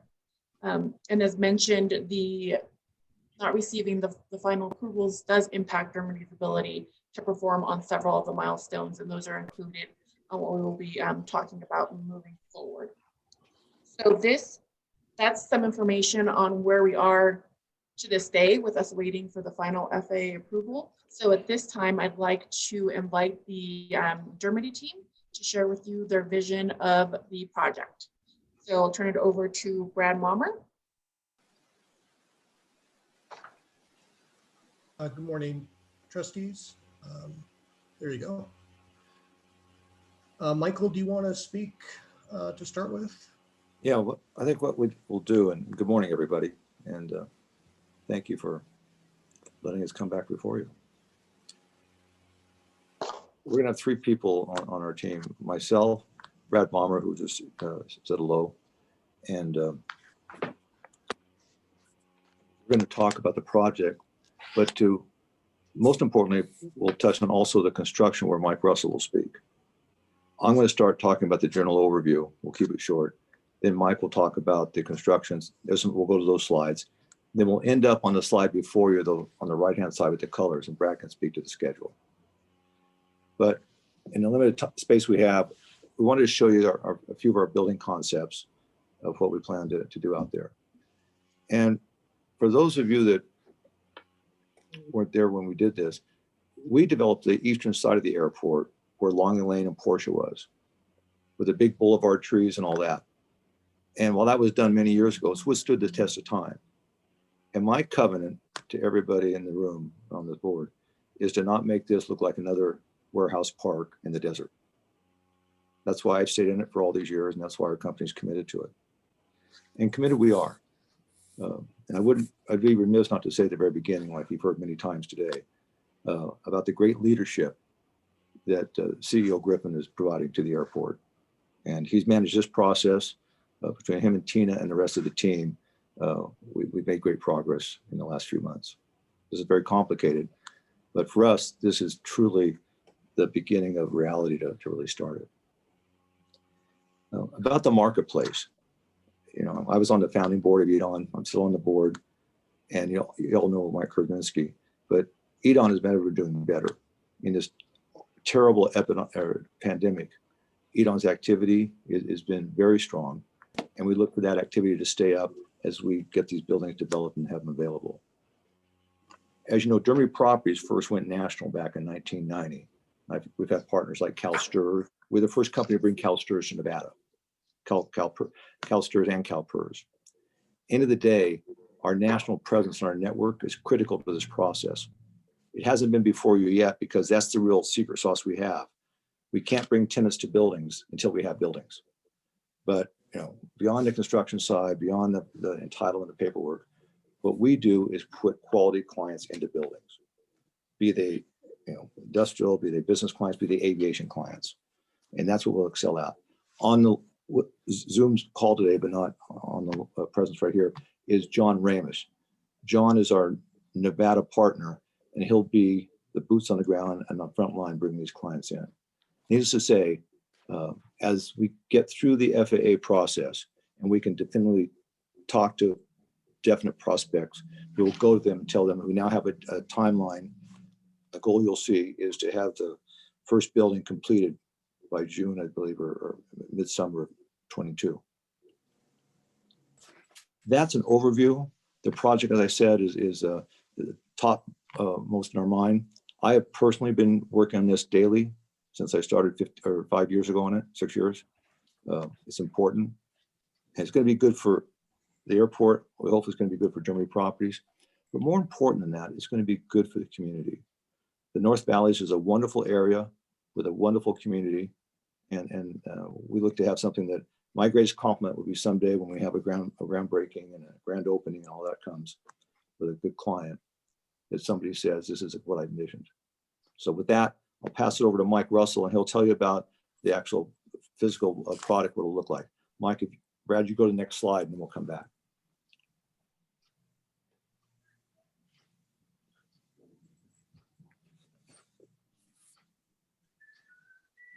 Mike Russell, you there?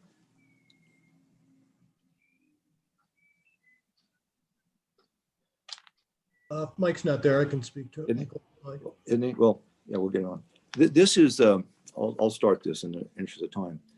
This is a layout of the buildings with the road, which Trustee Carey had good input in making it better positioned going through. This project right here is a $50 million investment. Mike Russell, are you on? Michael, on that road, question I have, are you anticipating any SAD or any kind of public assessments to make this happen? Now, for a moment, as we get the FAA process, can everybody hear an echo? I'm getting a bad one on my end. I have a bad echo. Can I do something different? Somebody got it. Somebody has their two speakers on. Mr. Russell. He has two speakers on. Are we good now? Okay. Jessica, if I could give you a direct answer, is that we have been in discussions inside ourselves and RTA and our team about how we're going to approach that. We're not ready to discuss it right now. Our thought process is let's get the FAA definitely online where they get the project and start processing it. And I'd look to come back and work with staff further after the first year. We've had 2 discussions about it. There's different ways to approach it, but it's our full intention, obviously, to make that all part of the process. One thing we want to do is be very thoughtful about it internally with the airport staff until we go talk about it in a broader group. So we're being And I very. understand that. I just want to make sure, because we're making a lot of amendments to the agreements today, Michael, that this project isn't contingent on that. That's important to me. So if that's a big piece of the puzzle, I think we've got to discuss that because that's not in this agreement now. Let me clarify this. We're going to put the roads in. Okay. So there's no contingency about that road going in about getting any other funding. And now what the assessments will be for the maintenance of some of the roadways and also for the public services, which gets into a whole other discussion. But what you're seeing right now is what Dermy Properties will construct. And then will be open for business. What you can't quite see, or you can't see somewhat, and Mike Russell, are you on right now? Yeah. Anyway, he's got a bad connection. What you don't see right now is the entrance, and that's all the other part we're constructing. If you recall a little history here, Trustee Jessica, we originally, about 4 years ago, through John Griffin's leadership and Brad's, went down to the state to get some public funding for the entrance. That public funding wasn't available after all the funding they supplied for other, good causes. We decided to fund the entrance ourselves. And so, to answer your question directly, to open the park, to open the gateway with those roads, that's something that Dermot will pay. Is not contingent upon some third party. Yeah, and thanks for the clarification, Michael. And certainly services and maintenance, I get that. But I just wanted the clarification on the roadway itself. So thank you for that. We're, for lack of a better term, to use a cliche, we're going to provide, as your tenant and you're the landlord, we're going to provide you a turnkey facility to open up the entire park without any contingencies. Great. Okay. Now, Mike Russell, if you can get the audio working, just interrupt me a bit or ping me if I say something wrong. So this is the outlay of the building. As I said, it's about 1 million square foot total and about $50 million. Next slide, if I could, Brad. Okay. This is the conceptual gateway. What you see is not just a gateway at Moya, okay, but also at Industry Circle Moya. Again, the effort is to have a boulevard type of effect within the constraints we have. We don't have so much land to work with. A goal is to have it look like along the lane looks today, subject to Nevada weather and Nevada tree growth. If we can go to the next one. Just a question on that. Do you know on the Moya where that is on the RTC, as far as the RTC on their CIP list? Because maybe that is an opportunity to move this up, because this is going to be a huge economic development piece for the North Valleys. So well, I would look that definitely to happen even more. I don't have a specific answer. Bill Thomas is very much aware of it, and we plan to work with him very closely with you. Matter of fact, I took notes when Congressman Porter was talking about infrastructure. I know we have other infrastructure we're doing elsewhere, but and Brad Mommer, when he speaks to the schedule, and I don't want to take up too much time here. He'll be able to maybe articulate a little bit more about the RGC, Jessica. Okay, that's what, come next slide real quick and we'll go through this. Okay, this is the monuments. Again, these are conceptual, it's our thoughts. One thing that's not in stone is the name of the project. We call it the business park. We're going to make the naming a collaborative effort with the staff.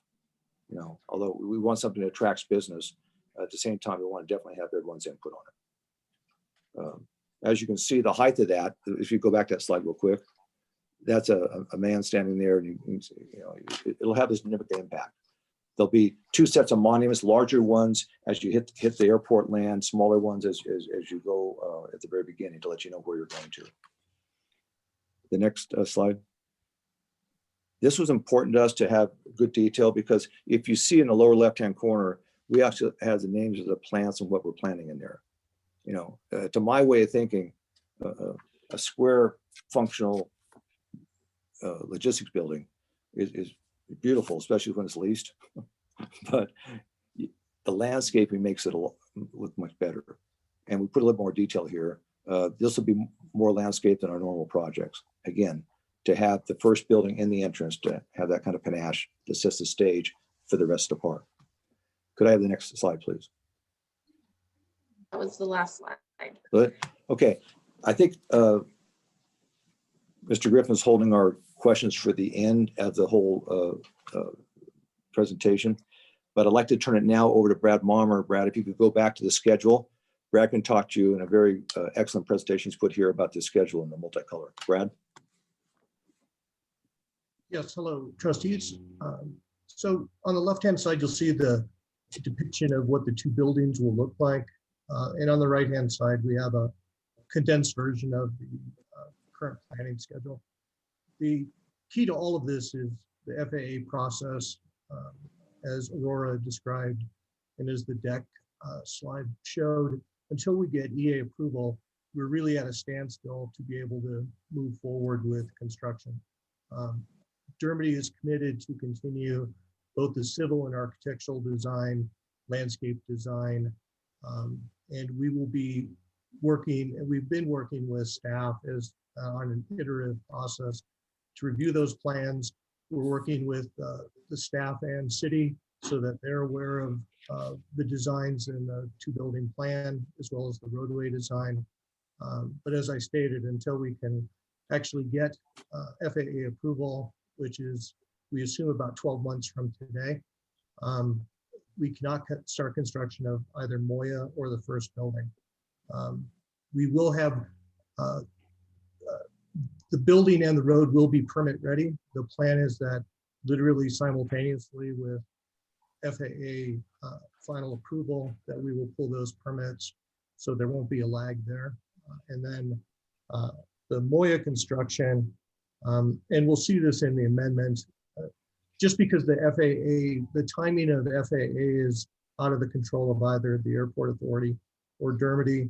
There's a flexible standard that is being proposed in the amendment, in which we just simply take the number of days that it takes to construct Moya. We had 20% to that for weather contingency or other contingencies, and that Moya Boulevard construction will start the day of or the day after the FAA approval. And the same will be the case with building one. And if Dermody's pre-leasing activity is successful, conceptually both building 1 and 2 could start at the same time that Moya starts. Thank you, Brad. Yeah, that completes our presentation now. Aurora, thank you. Okay, so based on the 5 years of collaborative partnership with the RTA and Dermody, we discussed certain terms that we felt would provide a benefit to both parties, which is what you're going to see here. The intent of these proposed amendments is to be able to move forward into our joint goal of opening up this business park with phase 1, which is truly the phase that opens up the park.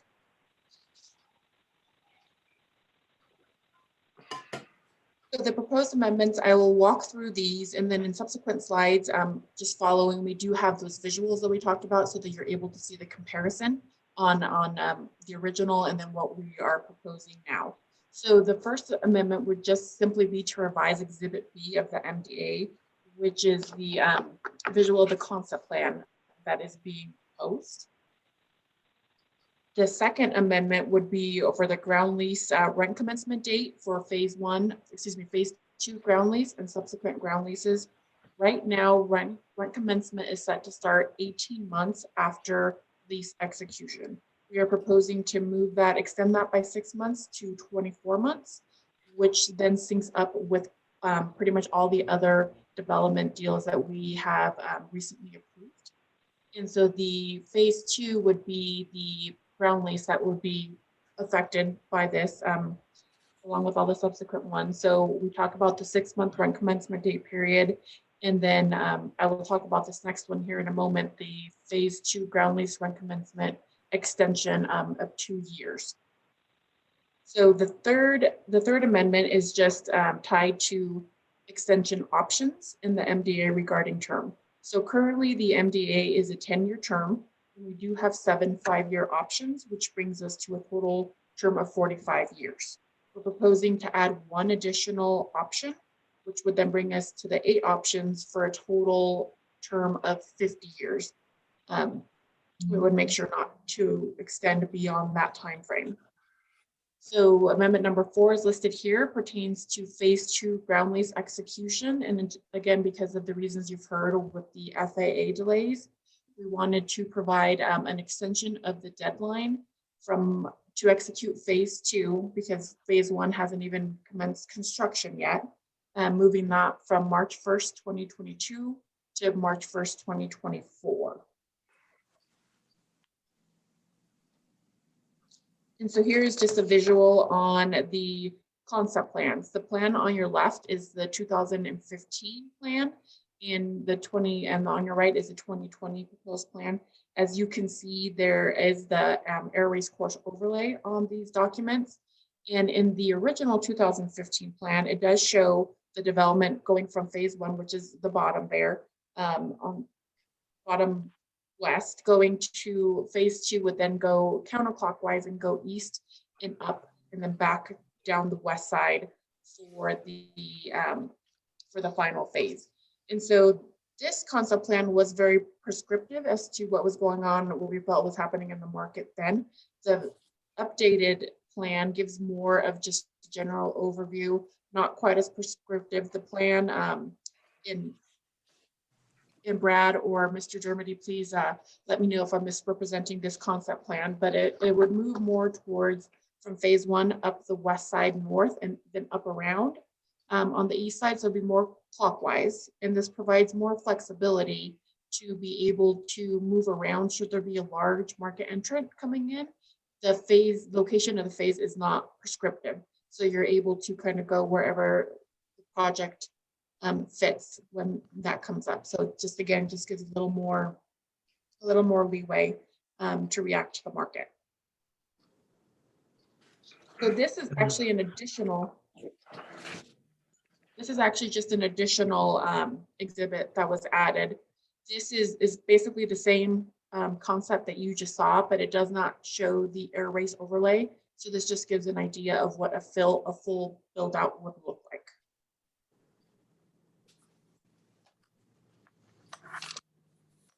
So Amendment 5 would be to take back 30 acres of land from phase 1. And I want to spend a little bit of time talking about this because there's information I'd like to share, important information that we feel that would showcase why taking this land back would be a benefit to the airport authority. We would take this land back as of December of this year. And so this 30 acres is designated as aeronautical land, and it does include FAA funded taxi lanes in this area. And we feel it'd be a benefit to recapture control of this land because there's a significant change in market condition from the time that this was discussed previously.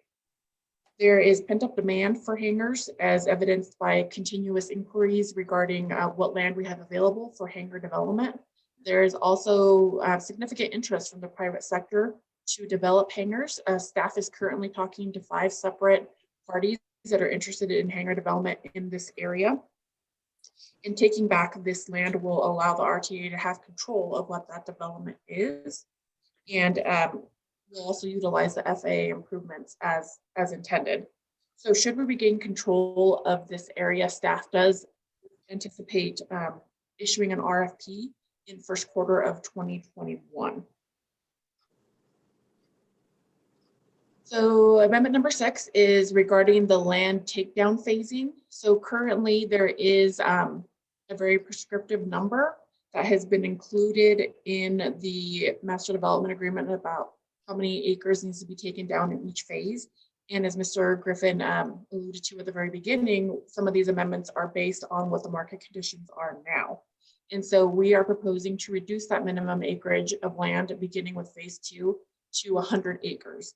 They can certainly take down more than that, at a minimum of 100 acres. The intent of this being that there will be development of a minimum 1,700 acres that is accomplished within the initial term and the options, again, within this 50-year period. So we talk about taking back some land. So phase 1 would be 56.4 net acres. So this would be a one-time exception to the minimum 100-acre land parcel requirement moving forward.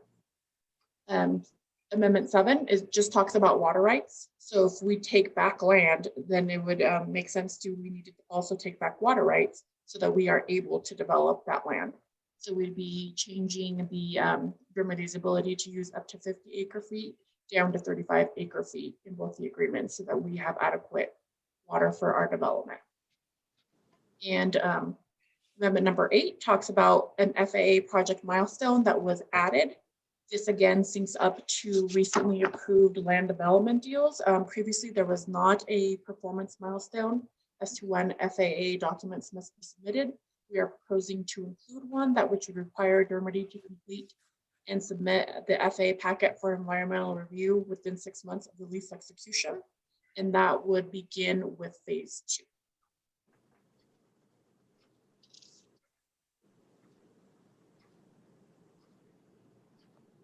My apologies, I'm not sure where my image went on the left. So I'm sorry for that. It is in your board packet. Advance the slide. One more click. Oh, thank you. Sure. And so the photo on the left shows the original phase 1, 90 acres. The area in red is the approximate location of the 30 acres of aeronautical land. And the photo on your right is actually what the Germany team spoke to. This is what the net acreage would be on the amended phase 1. So we'd be going from 90 to 56.4 acres.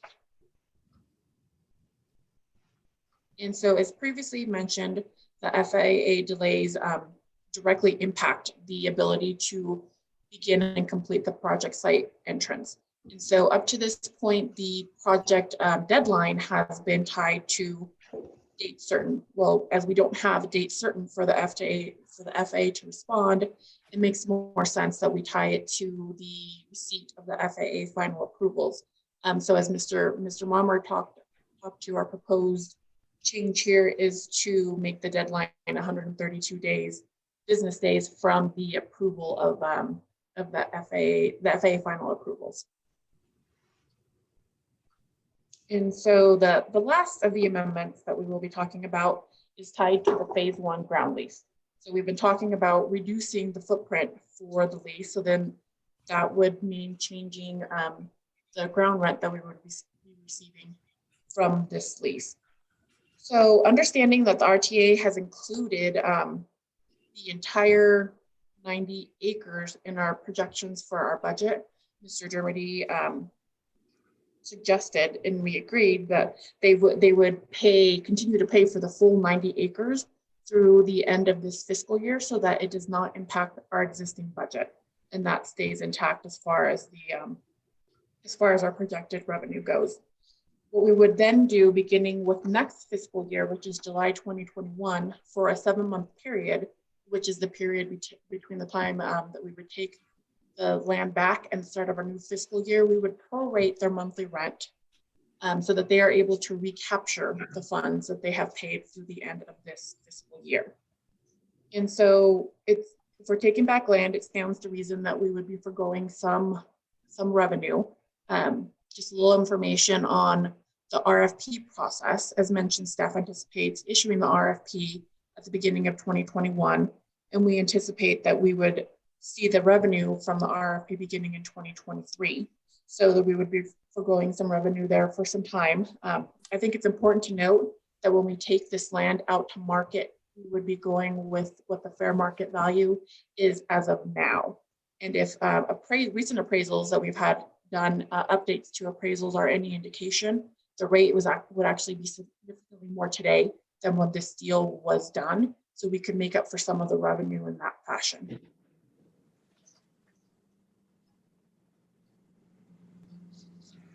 So we were talking about the project site entrance completion date. And again, the Germany team has already talked to the new plans, and I just wanted to showcase what the previous plans that you saw were, just so you can see the difference between the two.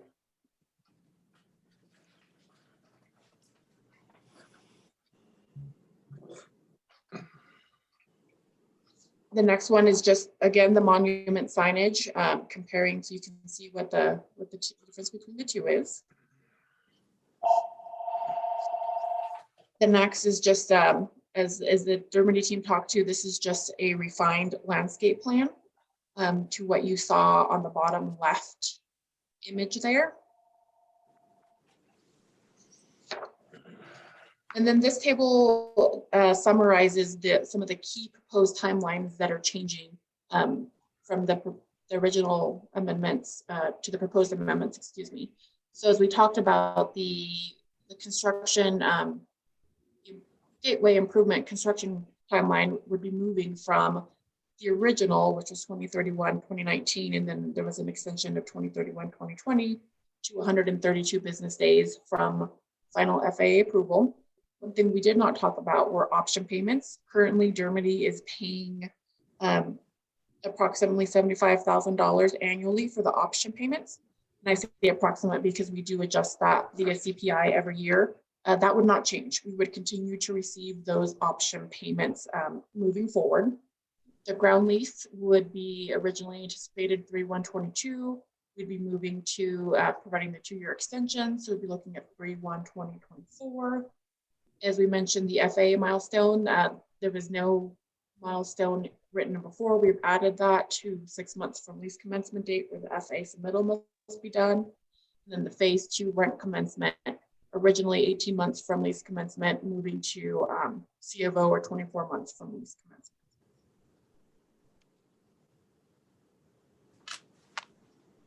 So now we'll move into the fiscal impact, and just wanted to bring your attention to Exhibit E that's in your board memo. That does just show a table as to what this proposed fiscal impact would look like. So again, for our current fiscal year 2020 through 2021, there would be no impact to this year's budget, with Germany giving back the acreage and associated water rights. Although the water rights, we don't have a book value on them, there is an estimate of about $20,000 per acre foot. And so getting the amount of water rights we'd be getting back has an estimated total value of approximately $300,000. And just as we mentioned before, we would be taking this land back and leasing it to hangar developers. Again, we've seen the increased interest and demand. It would allow us to utilize the FAA funded improvements. And then we discussed a little bit of the timing of the process and when we would anticipate some replacement revenue to be coming in from that RFP. So again, the July 2021 through January 2022, that's a 7-month period in which we would be prorating the rent. Again, so Germany recaptures the amount that they would be paying through the end of this fiscal year. And that prorated fixed rent total is about $111,000. And as of February 1st, 2022, Germany would be paying fixed rent on just the final acreage of 56.4, and that amount is about $26,000 per month. So this covers the information. This covers the information that I've prepared on the proposed amendment. So with that, It is hereby recommended that the board approve the motion as written here.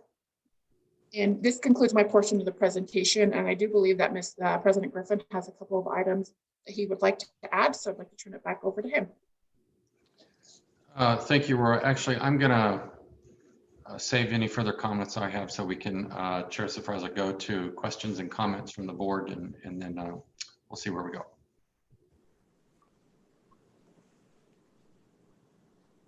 I'm sorry, I'm on mute. I'll go out to the board. Any questions from the board? I have a question, please. Trustee Rose. So for the years that I was on this committee, there was a lot of discussion about this 30 acres and taking back this 30 acres. We've been talking about that for, I don't know, at least 2 years, if not longer. And I guess my question would be, for numerous reasons, we decided against it along the way. So I'd like to know the 5 interested parties that we have for these hangars. What kinds of discussions has the airport had with those interested parties?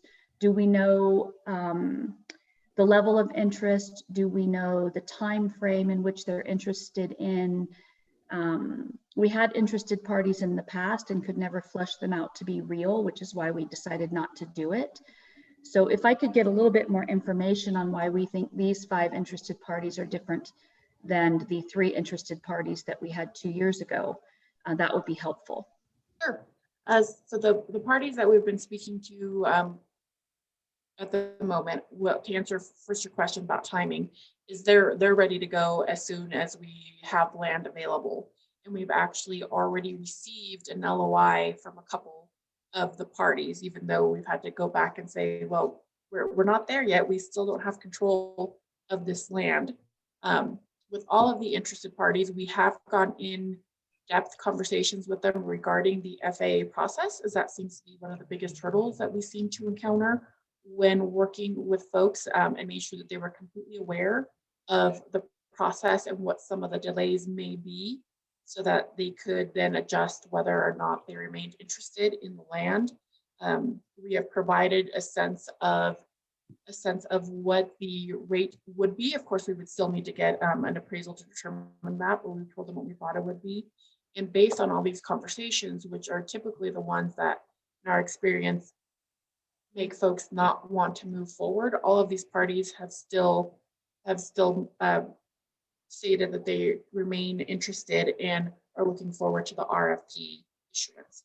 So as far as my personal comfort level, I believe that there's true interest. They want to do something, they see the need, and they want to be the ones to fill the need in this area. Hopefully that answers your question. Just one follow-up question on that, please. So even though this 30 acres is part of this master plan development, we, the airport, can have these conversations with interested parties directly, or these conversations have to go through Dermody? We have let Dermody know, and Mr. Marmer can speak to this. We have provided the information first to Dermody, and they've been involved in some of these conversations.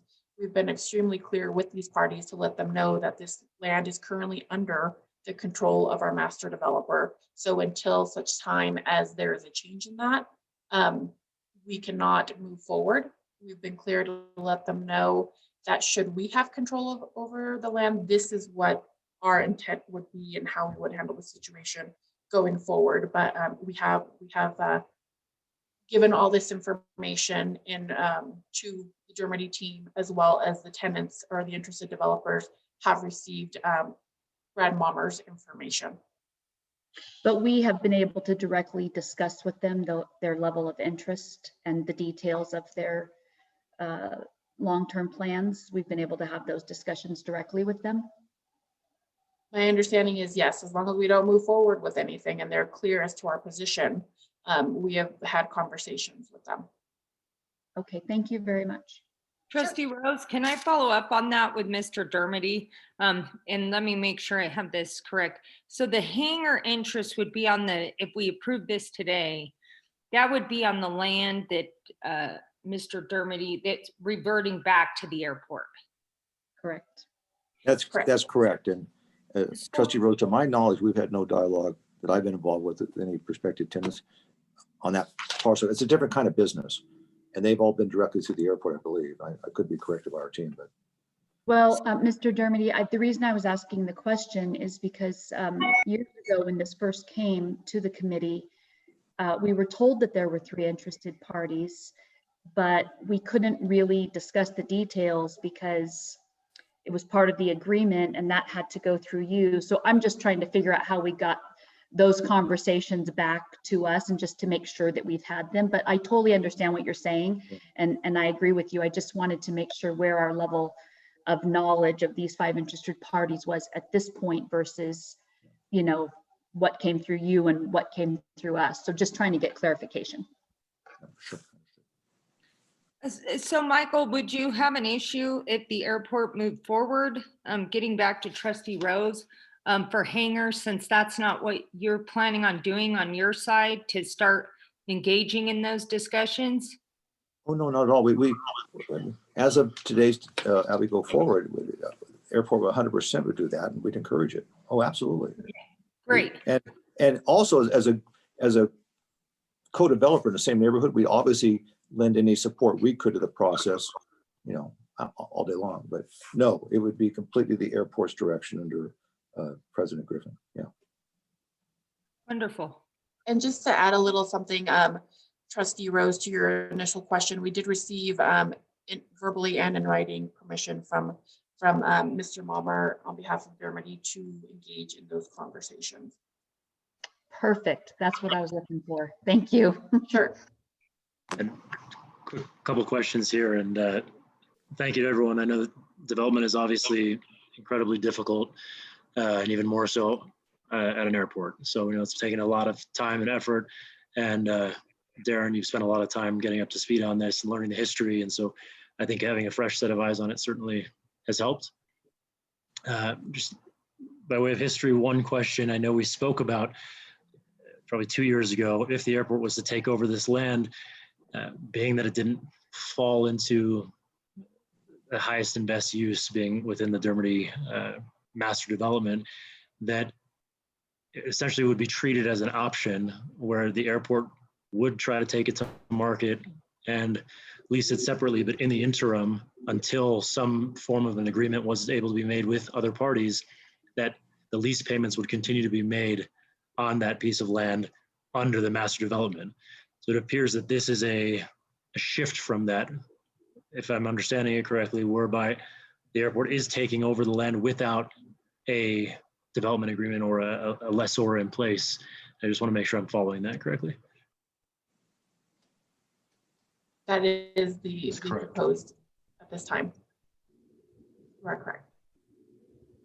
And Trustee Farahi, let me, you know, obviously I can't speak to the history that this board has on this particular parcel, as you and Trustee Rose have referenced past conversations. My interest here is in reacting to the market conditions that we see today, which is an influx of people to our region, some of whom own aircraft, and where we have growing lists of people waiting for a hangar at both our airports. And so a hangar development program here at RNO that is, you know, led by Stellar Aviation, and the development that this board has approved, and they're in the process now, and ultimately will be bringing more private hangar capacity online. We don't have a program at STED, and yet we see now a rapidly evolving interest, demand. Usually in a hangar development, the most expensive part of that development are the taxi lanes, and it takes the longest to get them built. And that's the beautiful part of this arrangement, is they're sitting there right now waiting to be used. And so as I got educated on this, I was very interested in getting control of the land back, taking the risk ourselves because of the conversations that we see in the industry. And these are conversations that are coming to us. We haven't advertised anything. We haven't really tried. It's the market reacting to what they see as the demand, which is people with airplanes want them in protected places like hangars. So fully understand the business risk here. There's a revenue loss temporarily. We obviously will have a burden on us to go to the market, get this land leased, as Aurora pointed out, at fair market value, and recapture that, but also from my perspective as the airport owner and sponsor, do the right thing and enable additional aircraft to be located at Stead, to be housed at Stead, and provide that hangar capacity growth. So that's how we got to where we're at right now, and where I'm at personally on this one. Sorry, speaking on mute. Thank you for that. And just for my knowledge, you wouldn't mind reminding me, what is the annual lost lease revenue under the master development agreement by taking it over now until we get a new tenant in place? It would be on an annual basis about roughly about 150,000 a year. It just, if it provides any type of comfort. We did look, currently the Germany team under this agreement is paying 13 cents per square foot. And just as a way of comparison, we had an appraisal done in 2019 on just a portion of this area when we were working in collaboration with the Germany team on a potential tenant, and that appraisal came in at 26 cents a square foot. So that was double what we had originally agreed to. So again, if any of the most recent appraisals are any indication, we could get substantially more revenue back in when we're able to collect that revenue from development. No, and I appreciate that. And I think from all the conversations we've had over the last couple of years, this is the proper use of that land. It was more so discussion around how to minimize the airport's risk fairly within the terms of the master development agreement, while taking the land to market to, again, maximize the highest and best use of it. So again, I'm not trying to micromanage the process or get over involved. Trust that staff has done the assessment and the analysis to ensure that we're obviously protecting the interests of the airport while being fair to our development partner in the Germany team. Well, and to add what you said, Trustee Farahi, it also, in addition to the points you made, it also probably will allow us to make use of the land much sooner this way than if we leave it as part of the master development. So that's another positive I can state. Yeah, I would echo that. I think it sounds like we're going to be able to move on, and it appears we've done enough research to know there's people out there that want that use of that property. And so I think that looks like there's some give and take here, but I feel pretty comfortable with how it all came out. And just to elaborate on that a little bit, Trustee Farahi, I had the same issues, but this is a complex piece of property for two reasons. Hangar use is different than an industrial use. And remember, it's not an ownership of the land, it's a lease. So that makes harder on a funding wise, and I'm sure Dermody could elaborate on that. So it's just more complex when you have a lease, especially with institutional investors. But secondly, don't forget, we have the Reno Air Races so that's doubly challenging as well when you're looking at the development of industrial at this site. So for me, I get the heartburn of losing potential revenue, but also I think the complexity of this site, and I think it's a good thing for the reversion of acreage to come back to us and Aurora and staff. And I do want to thank Trustee Carey, because he's been very involved as well, and Tina, making this thing where I think it's probably better overall for the airport. So those two things, I know that just from my day job doing industrial stuff, that those two things with this property make it a little more complex than just your average industrial piece of land. And I don't know, Michael, if you wanted to speak to that, but I do think it's a different kind of deal here. No, I think you've all covered it very well. I'll just give one historical anecdote. I remember a few years ago, long years ago, there was a move to move all the general aviation up to Stead because you wanted to free up the main airport's land. And that didn't sit well. There's a real revolt. Okay. This is wisely a piecemeal approach in a good way of trying to have activities at both airports for private aviation. I'm sorry, to move to private aviation.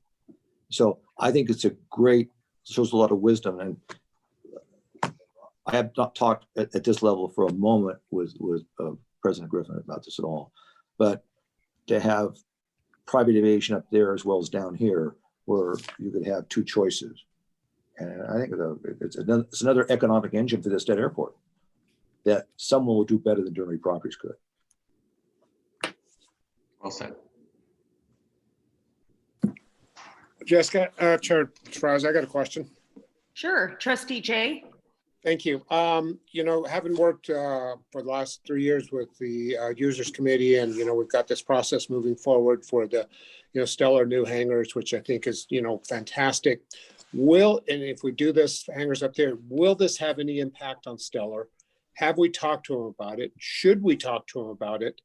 You know, how far have we looked into, you know, us getting in possibly up there with competition with them down here? That's a very good question. Up to this date, we have not had engaged in any conversations with Stellar. We didn't know if it was premature to do so, if the board hadn't approved the release of this yet, but that is certainly something that would be important for us to do. And we can certainly start having that conversation if this item were to be approved. Thank you. I'd like to hear what the other trustees have to say. I mean, this might be a moot, but I just feel it's something, let's at least bring it up, discuss it, and then whatever decision we make, we know that we have discussed it.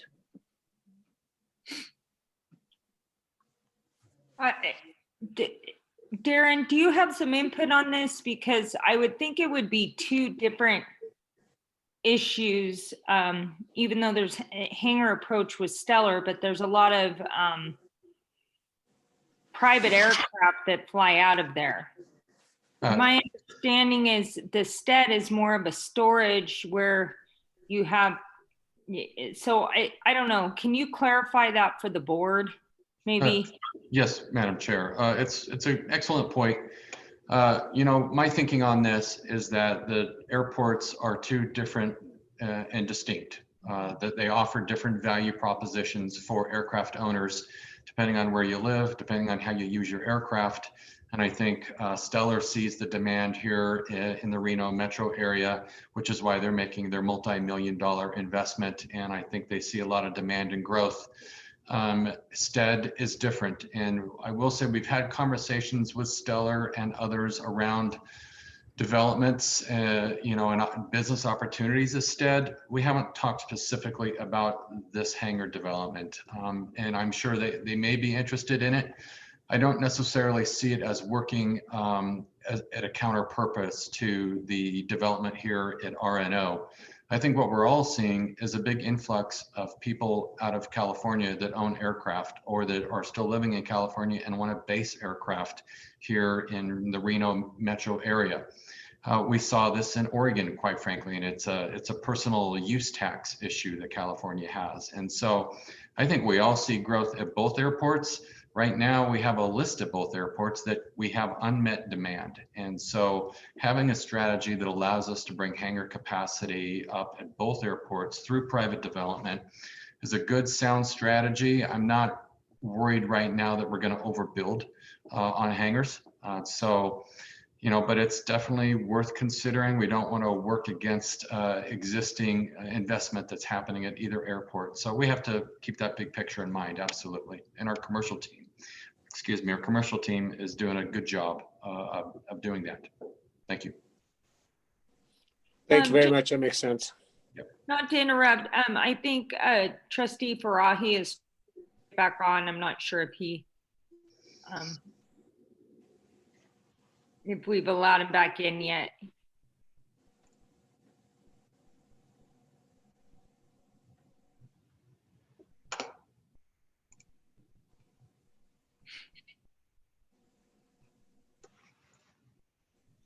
Checking now. Trustee Farahi, are you on? Yes, pay $5 to rejoin. Here he comes. Okay, great. While we're waiting, any other questions by the board for on this agenda item? I think we can move to motion then when we get Trustee Farahi back on. He's back on. Back now, thank you. I'll hand it over to Trustee Carey because I know Vice Chair Carey, he's been working on this. So the floor is yours to make the motion by Mr. Vice Chair.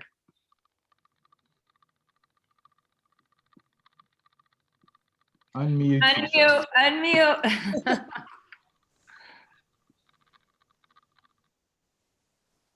Sorry about that. You caught me a little bit by surprise. I want to thank Mr. Dermody and his group.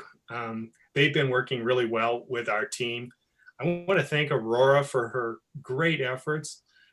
This is a complex deal, but she's been doing a tremendous job building buildability into this project. And I think that's a financial sense that she brings to things has really made a big difference. And I can't thank Darren enough in his short period of time. Using his experience with multiple airports in the Portland airport system, he has brought a fresh and innovative look at things. I believe that the Stead Airport is on the very cusp, once the environmental approval process is complete, of being the next bonanza for the city of Reno and this entire region. And I know Darren's got that spot on, and his team is going to make that come to reality. Mr. Dermody remains a great business partner. He's been well positioned and doing the right things. We've got to get through environmentals. We got to get through environmentals. We got to get through environmentals. And that's patience. The right people have been hired in the right places, and it's in process. And I just couldn't be more excited to move the approval of this agreement as stated in the staff report. And really want to thank the employees at the airport for stepping up and making this a reality. Thank you, Madam Chair. All right, so that is a motion. And do we have a second on the floor? Second. This is Nat. Okay, Trustee Caroselli, second. Second, And yes. well said, Vice Chair Carey. This is a great economic development project, and anything we can do to assist in the environmental approvals. I don't know if that's something we can go to our congressional delegation with, but the sooner the better. Yes, Madam Chair, just a quick update on that. We are working very hard on that. We had a really productive meeting with the entire FAA Phoenix staff last week. We went through all of our development efforts, and we were very clear in that this environmental assessment for this development is our #1 priority. They heard us loud and clear. I think Mr. Dermody's team has already heard back from the FAA that they heard us loud and clear. And I'm confident we are going to accelerate this particular deal because of that. Not saying it's going to be easy, but we have to at least get the FAA understanding how important this is to all of us to bring this land to bear. So I'm feeling cautiously optimistic that we're going to make progress there sooner rather than later. That's amazing. Awesome. Madam Chair, Yes, Vice Chair Carey. just from the experience of dealing with the EPA, I believe that Darren and his team are in the right place, and I would wait for them to advise us on any further action with the FAA. A lot of times, once you raise an issue, it takes longer for the FAA to sort it out than the time you would gain. And I believe that the team we have in place with their technical expertise are going to achieve the environmental assessment process quicker without a lot of political intervention.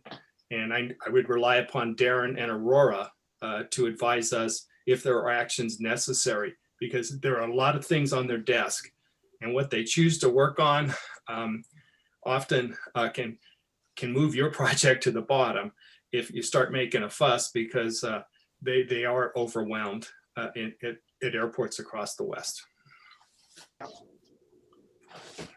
I hear you. And I think Mark too has experience with this. And so I think it's in good hands on both sides. So all of. Madam Chair, can I Yes, make a comment? Trustee Yes. Sperber. I've kept very quiet on these. Obviously, I've worked with Michael and been his engineer 30 years ago for quite a few years. So, and the projects below here and on the east side of the airport, and have always had very good relations. And I think it's always done extremely well. I kind of kept out of this item, allowed Sean, I was very upset a couple of years ago. I thought we were going nowhere on these things. And I am so tickled that I see Darren, Aurora, Michael Dermody, everybody stepped up to actually figure how to make this a win-win project. So I'm very supportive of what I'm looking at today. And I really want to thank you all. So that's my point. Great. Thank you, Trustee Sperber. So we have a motion and a second. Any other discussion on the motion? All those in favor say aye. Aye. Aye. Are there any opposed? None opposed? All right. Congratulations to everyone. Great job. Thank you, Madam Chair. Thank you, Michael and your team. I really appreciate the partnership. Aurora, fantastic job. And I want to extend a special thank you to Tina Iftiker, who has really helped me with this. She has been with this from the beginning. She has all the history and she has the strong desire, like the rest of us, to push this thing forward. And she has been a huge help to me. And not able to be here today, but she deserves recognition as well. Thank you for the whole team. Thank you, Madam Chair. Thank you. Thank you. Thank you. All right, moving right along. What a great agenda. We're on 2011-76, I believe. Were there any questions on this? This is on the bridge from the board. Art, this is construction. Anything to add, Trustee Sperber, for the board's information? As chair of the construction committee.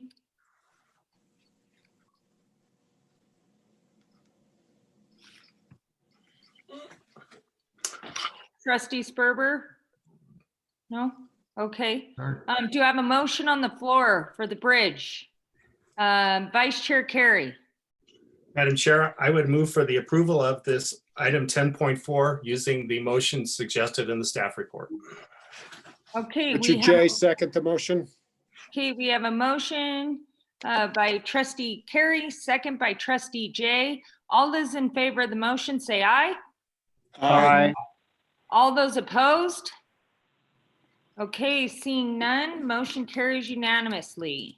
Okay, the next one is on the, I'm I sorry. did say aye on the last one. I keep getting knocked out. Okay, sorry about that, Art. I refer to you on this next one too. This is on the amendment forward to the professional services agreement for the construction management services with Atkins on the bridge replacement. Did you have anything to add, you being chair of the construction committee, or do you want to go forward with a motion?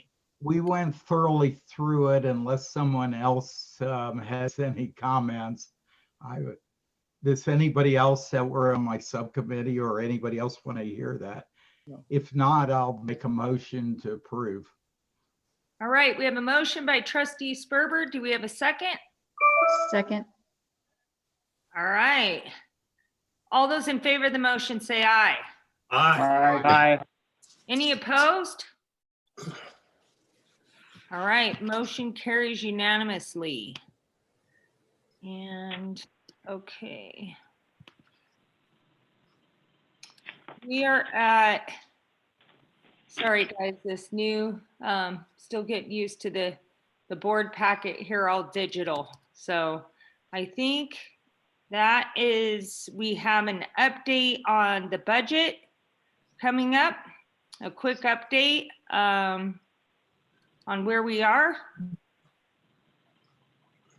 Thank you, Madam Chair. I believe Randy Carlton will be jumping in. There he is, giving you your monthly budget progress report. Great. Good morning. This is Randy Carlton, Chief Financial Officer. I trust you can see the slides okay. And Not yet, Randy. Okay.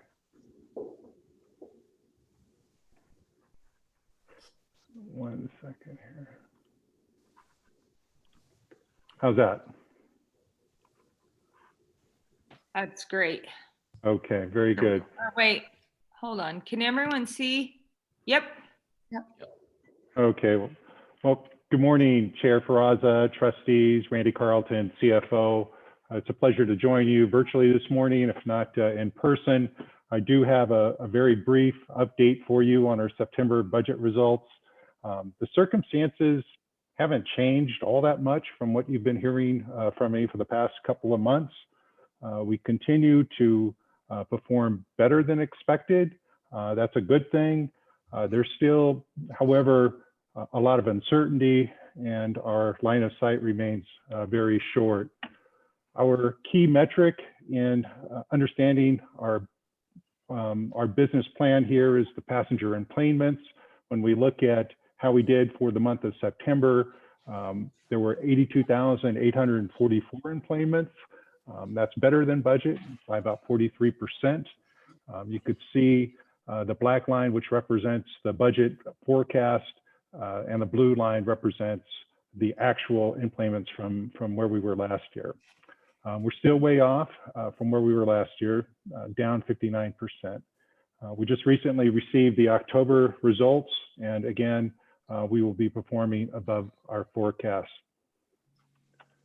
When we look at the operating revenues, we've received $10.2 million of operating revenues year to date through the end of September. That represents 3 months. It's 18% above budget. We break down our operating revenues in 2 large categories, one being the airline revenues. That's the landing fees and the terminal rents paid by the airlines. That's trending above budget by about 7%. The non-airline revenues within that category, the large pieces there are the fees paid by the rental car agencies as well as the parking revenues. And those are trending above budget by about 24%. Again, putting this into context where we were last year, we're still off significantly and we're down 36%. The other side of the coin is the operating expenses. We've incurred 9.9, close to 10 million of expenses year to date for the first 3 months. We are trending below budget. That's about 12% below. And our overall spending is down when we compare to the actual results from last year by about 6%. The furloughs did begin in October. This is 1 day a month unpaid leave for all members within the management and CSP groups. And another contributing factor for the savings on our operating expenses is that we're carrying about 29 vacant or frozen positions. And on that point, as a part of the executive team discussions we regularly have, we review that list and we prioritize the positions in terms of those that can move forward with backfilling. A few budget watch items, the fall winter outlook. There's a few things here. There's concern about a second wave of COVID cases, potential additional restrictions, and resulting in economic impacts. We'll just stay tuned and see what happens at the federal level in terms of policies on how to address the COVID crisis. The airline industry is still finding their way through making schedule changes to adjust to passenger demand. Still no better answer for you today on where we are on federal stimulus. We have what I heard was 11 active days of in Congress to where they can take an action. So we will, as we do, follow this very closely. As you know, the vaccine is made significant progress since we last spoke, and the timing of how that is rolled out and how that may change the behavior of our travelers if they come back to the airport, leaving their car behind and choosing air travel. We hope will be how they respond to this. We had our first significant snow. We're very encouraged by that, and hope to see the ski resorts and as well as the hospitality industry pick up as a result of the ski season to begin, hopefully by the end of November. When we take a look at our reserves, days cash on hand is our big indicator here. We're maintaining 485 days. We are receiving, with the CARES Act, we've drawn down about a quarter of our funding so far for the fiscal year, and that is helping us to prop up our days cash on hand. I've been briefing the board regularly on the status of the Hertz Dollar Thrifty bankruptcy. We have been working closely with counsel on this and have submitted our claims to the bankruptcy court, which totals about $686,000. Now, there's this thing that you hear about from time to time in terms of the true up. That's where the rental car agency has paid an estimated amount that's in excess of what is actually charged, and that adjustment is made at the end of the year. They are in a positive position on a cash flow basis to the extent greater than this amount of claim, but until the bankruptcy court gives us a clear pathway to use that credit to offset this, we still have to recognize it as a liability. And then overtime, we've talked about this before. Situation hasn't changed much at all in terms of September. The burn rate is still greater than the budget estimate, in particular within the fire department.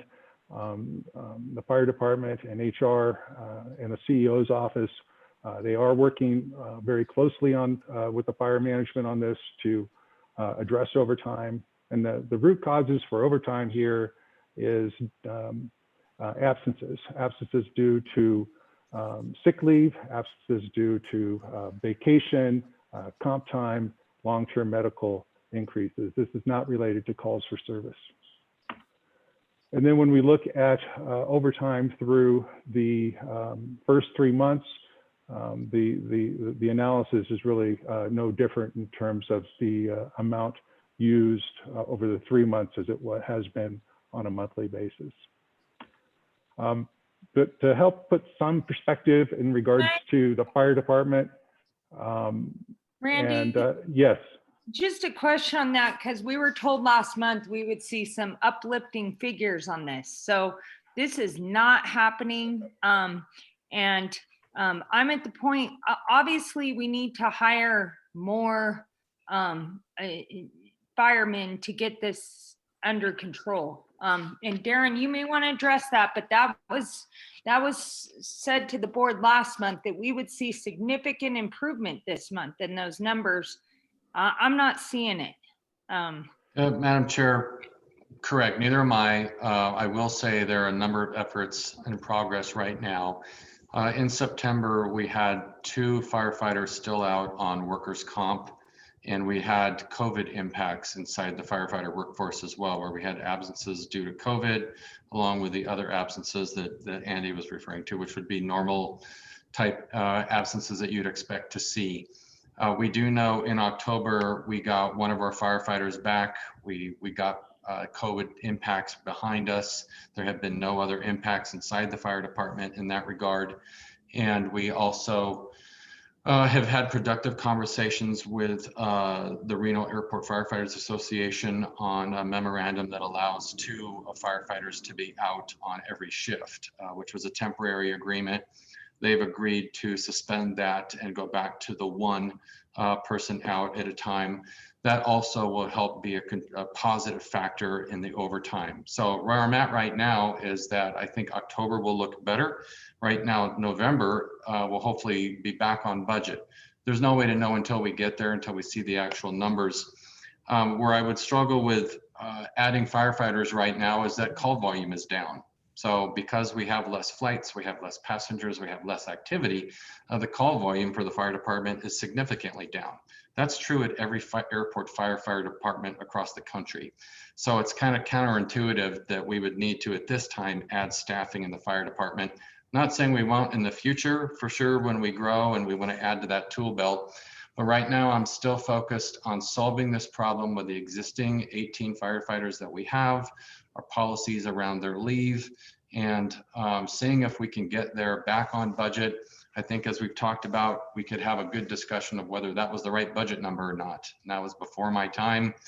And I think we will do a better job of budgeting in the future, because overtime is a part of the fire department workforce planning. That there is some overtime that comes with every pay period for every firefighter. And so some of that is known, and I think, you know, the chief and I will work harder this next budget cycle of improving that number, so that we don't see such a disparity on a graph. When we look at it, it's like, gosh, you're not even close.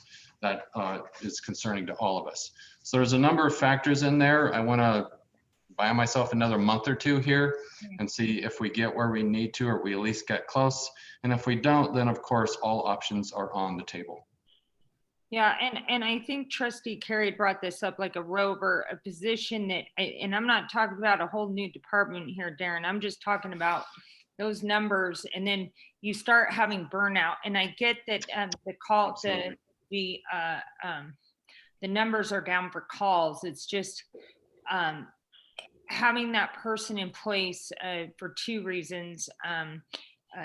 To cut down on this overtime amount, it's just astonishing to me.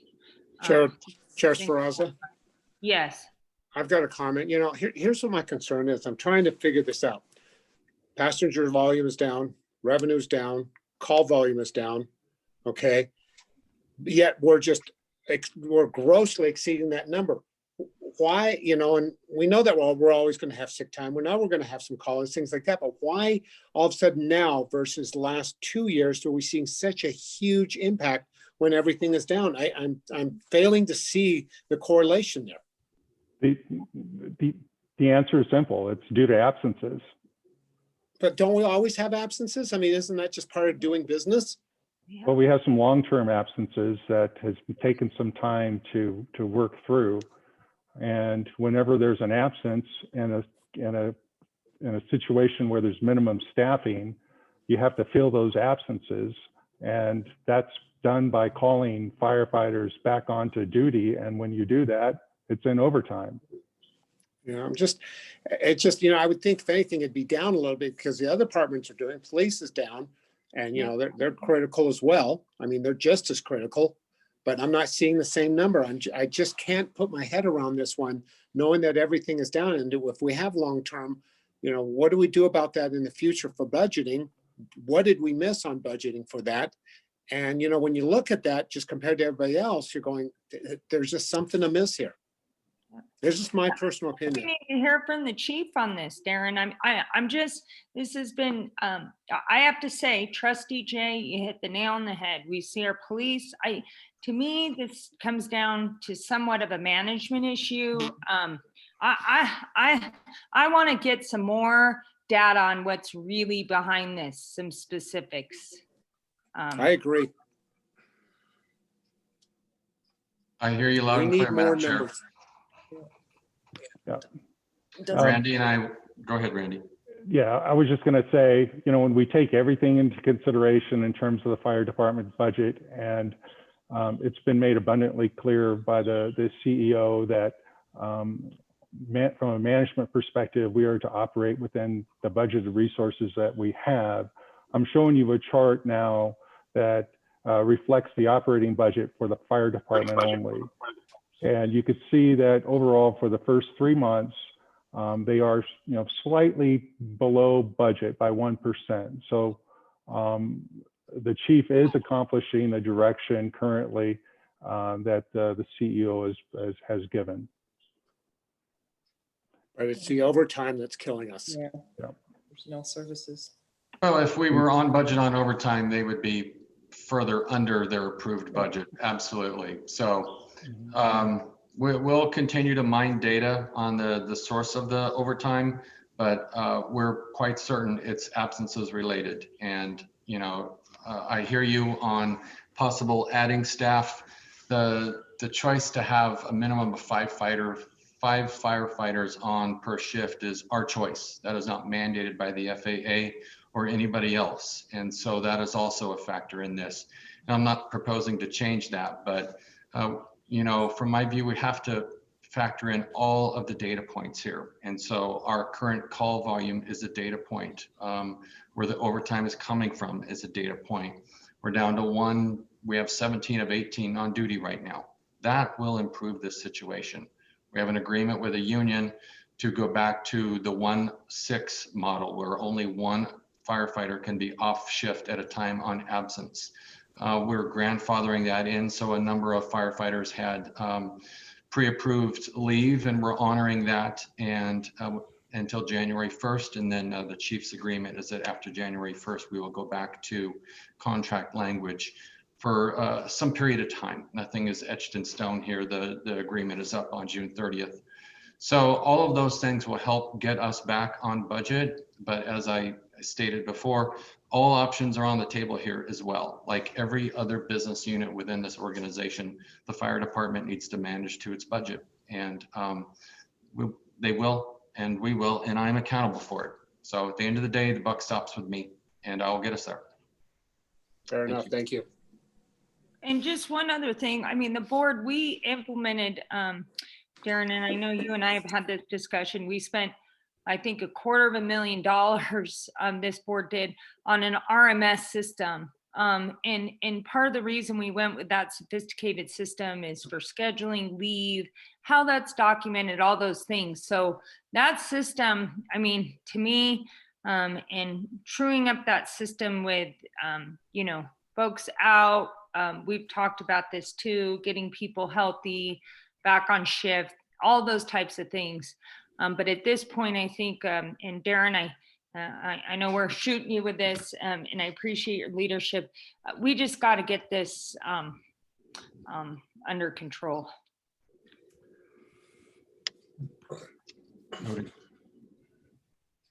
Those are all my comments, Chair Ferrazza.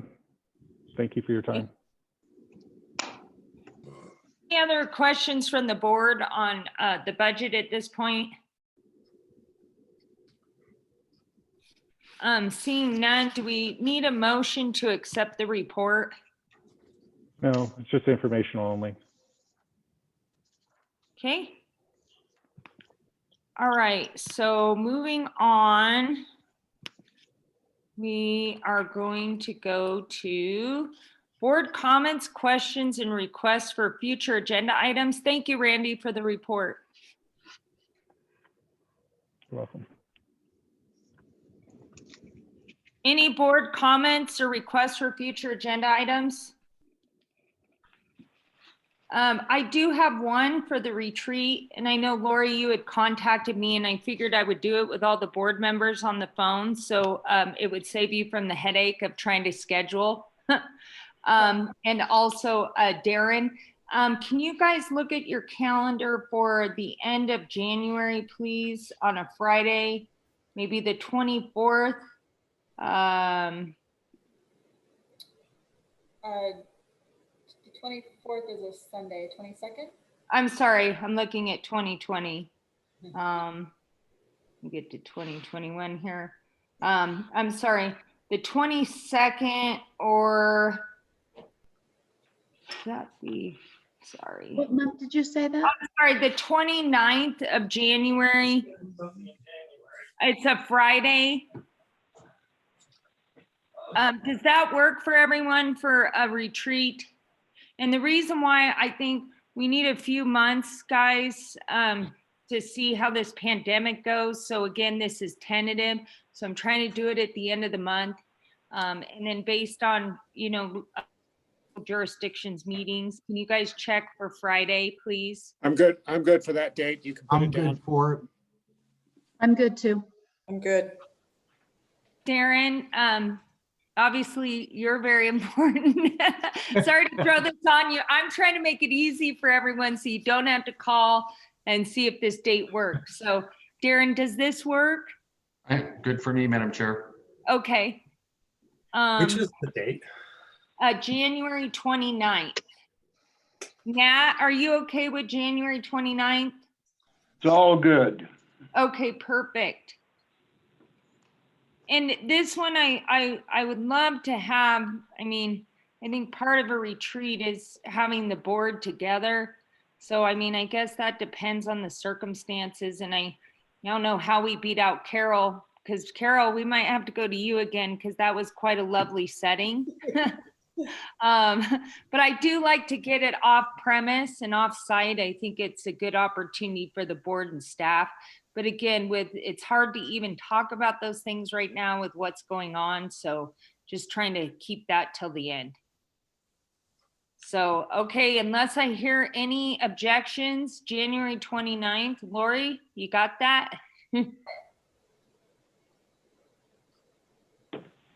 Perfect. What do you guys think about Tahoe again? I think it'd be fantastic. I think that was a great venue last year, easy to get to.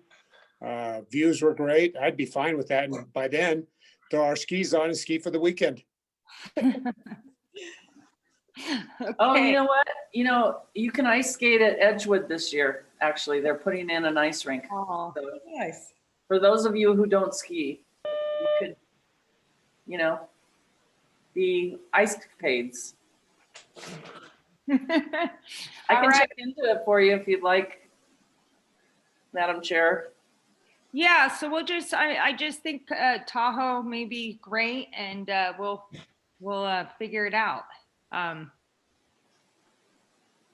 Just so hard with what's going on to think about it, but I just, if we had to push it back a little more, I'm happy to do that. I just think in person would be great.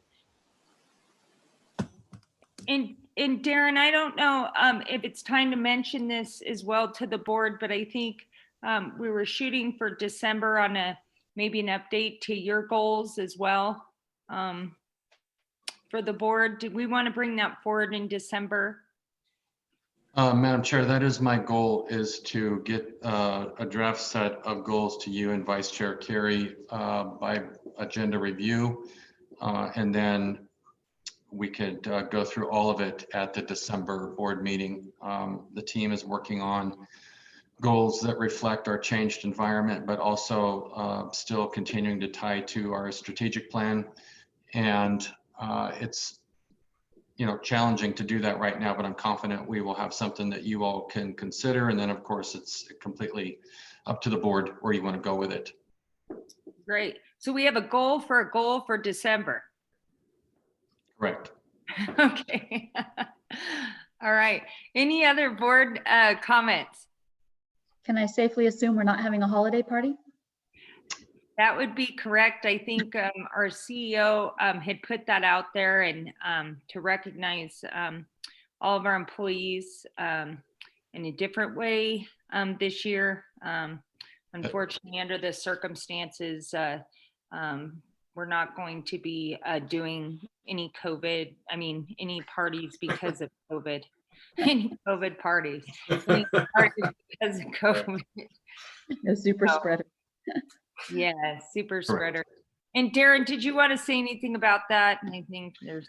Well, it's unfortunate, but we will still recognize all of our employees with a gift of some kind. We're still working through fine tuning that, a recognition for the tremendous year that this has been, and that'll include recognition from this board, from all of us for what they've been through and the challenges that have been overcome. But we just can't obviously gather in any way, shape, or form for the foreseeable future. So it'll just have to be virtual. And when this is all over with, we'll have a big party. Sounds Hopefully, good. that's in 21. I hope. Party on the runway. There we go. All right, so we have this schedule. Any other board comments or information at this time? Okay, seeing none. I think we need to go to public comment. Any public comment? No public comment. Just again, as the chair, I just want to thank staff, you, Darren, and staff. What a lot of things got accomplished on the agenda today, and just attitude of gratitude for your leadership and all of staff's for all you're doing. So Thank you, Madam with Chair. that, can we get a motion for adjournment? Move to adjourn, Richard J. Motion. Second, Matt. All right, second from Nat. All in favor? Aye. Aye. Aye. Any opposed? Yes, no, I was just kidding. Happy Thanksgiving, everybody, and please stay safe and with everybody and their families. Remember, mask up and social distance, and everybody stay safe out there. Thank you. You too. Thank you.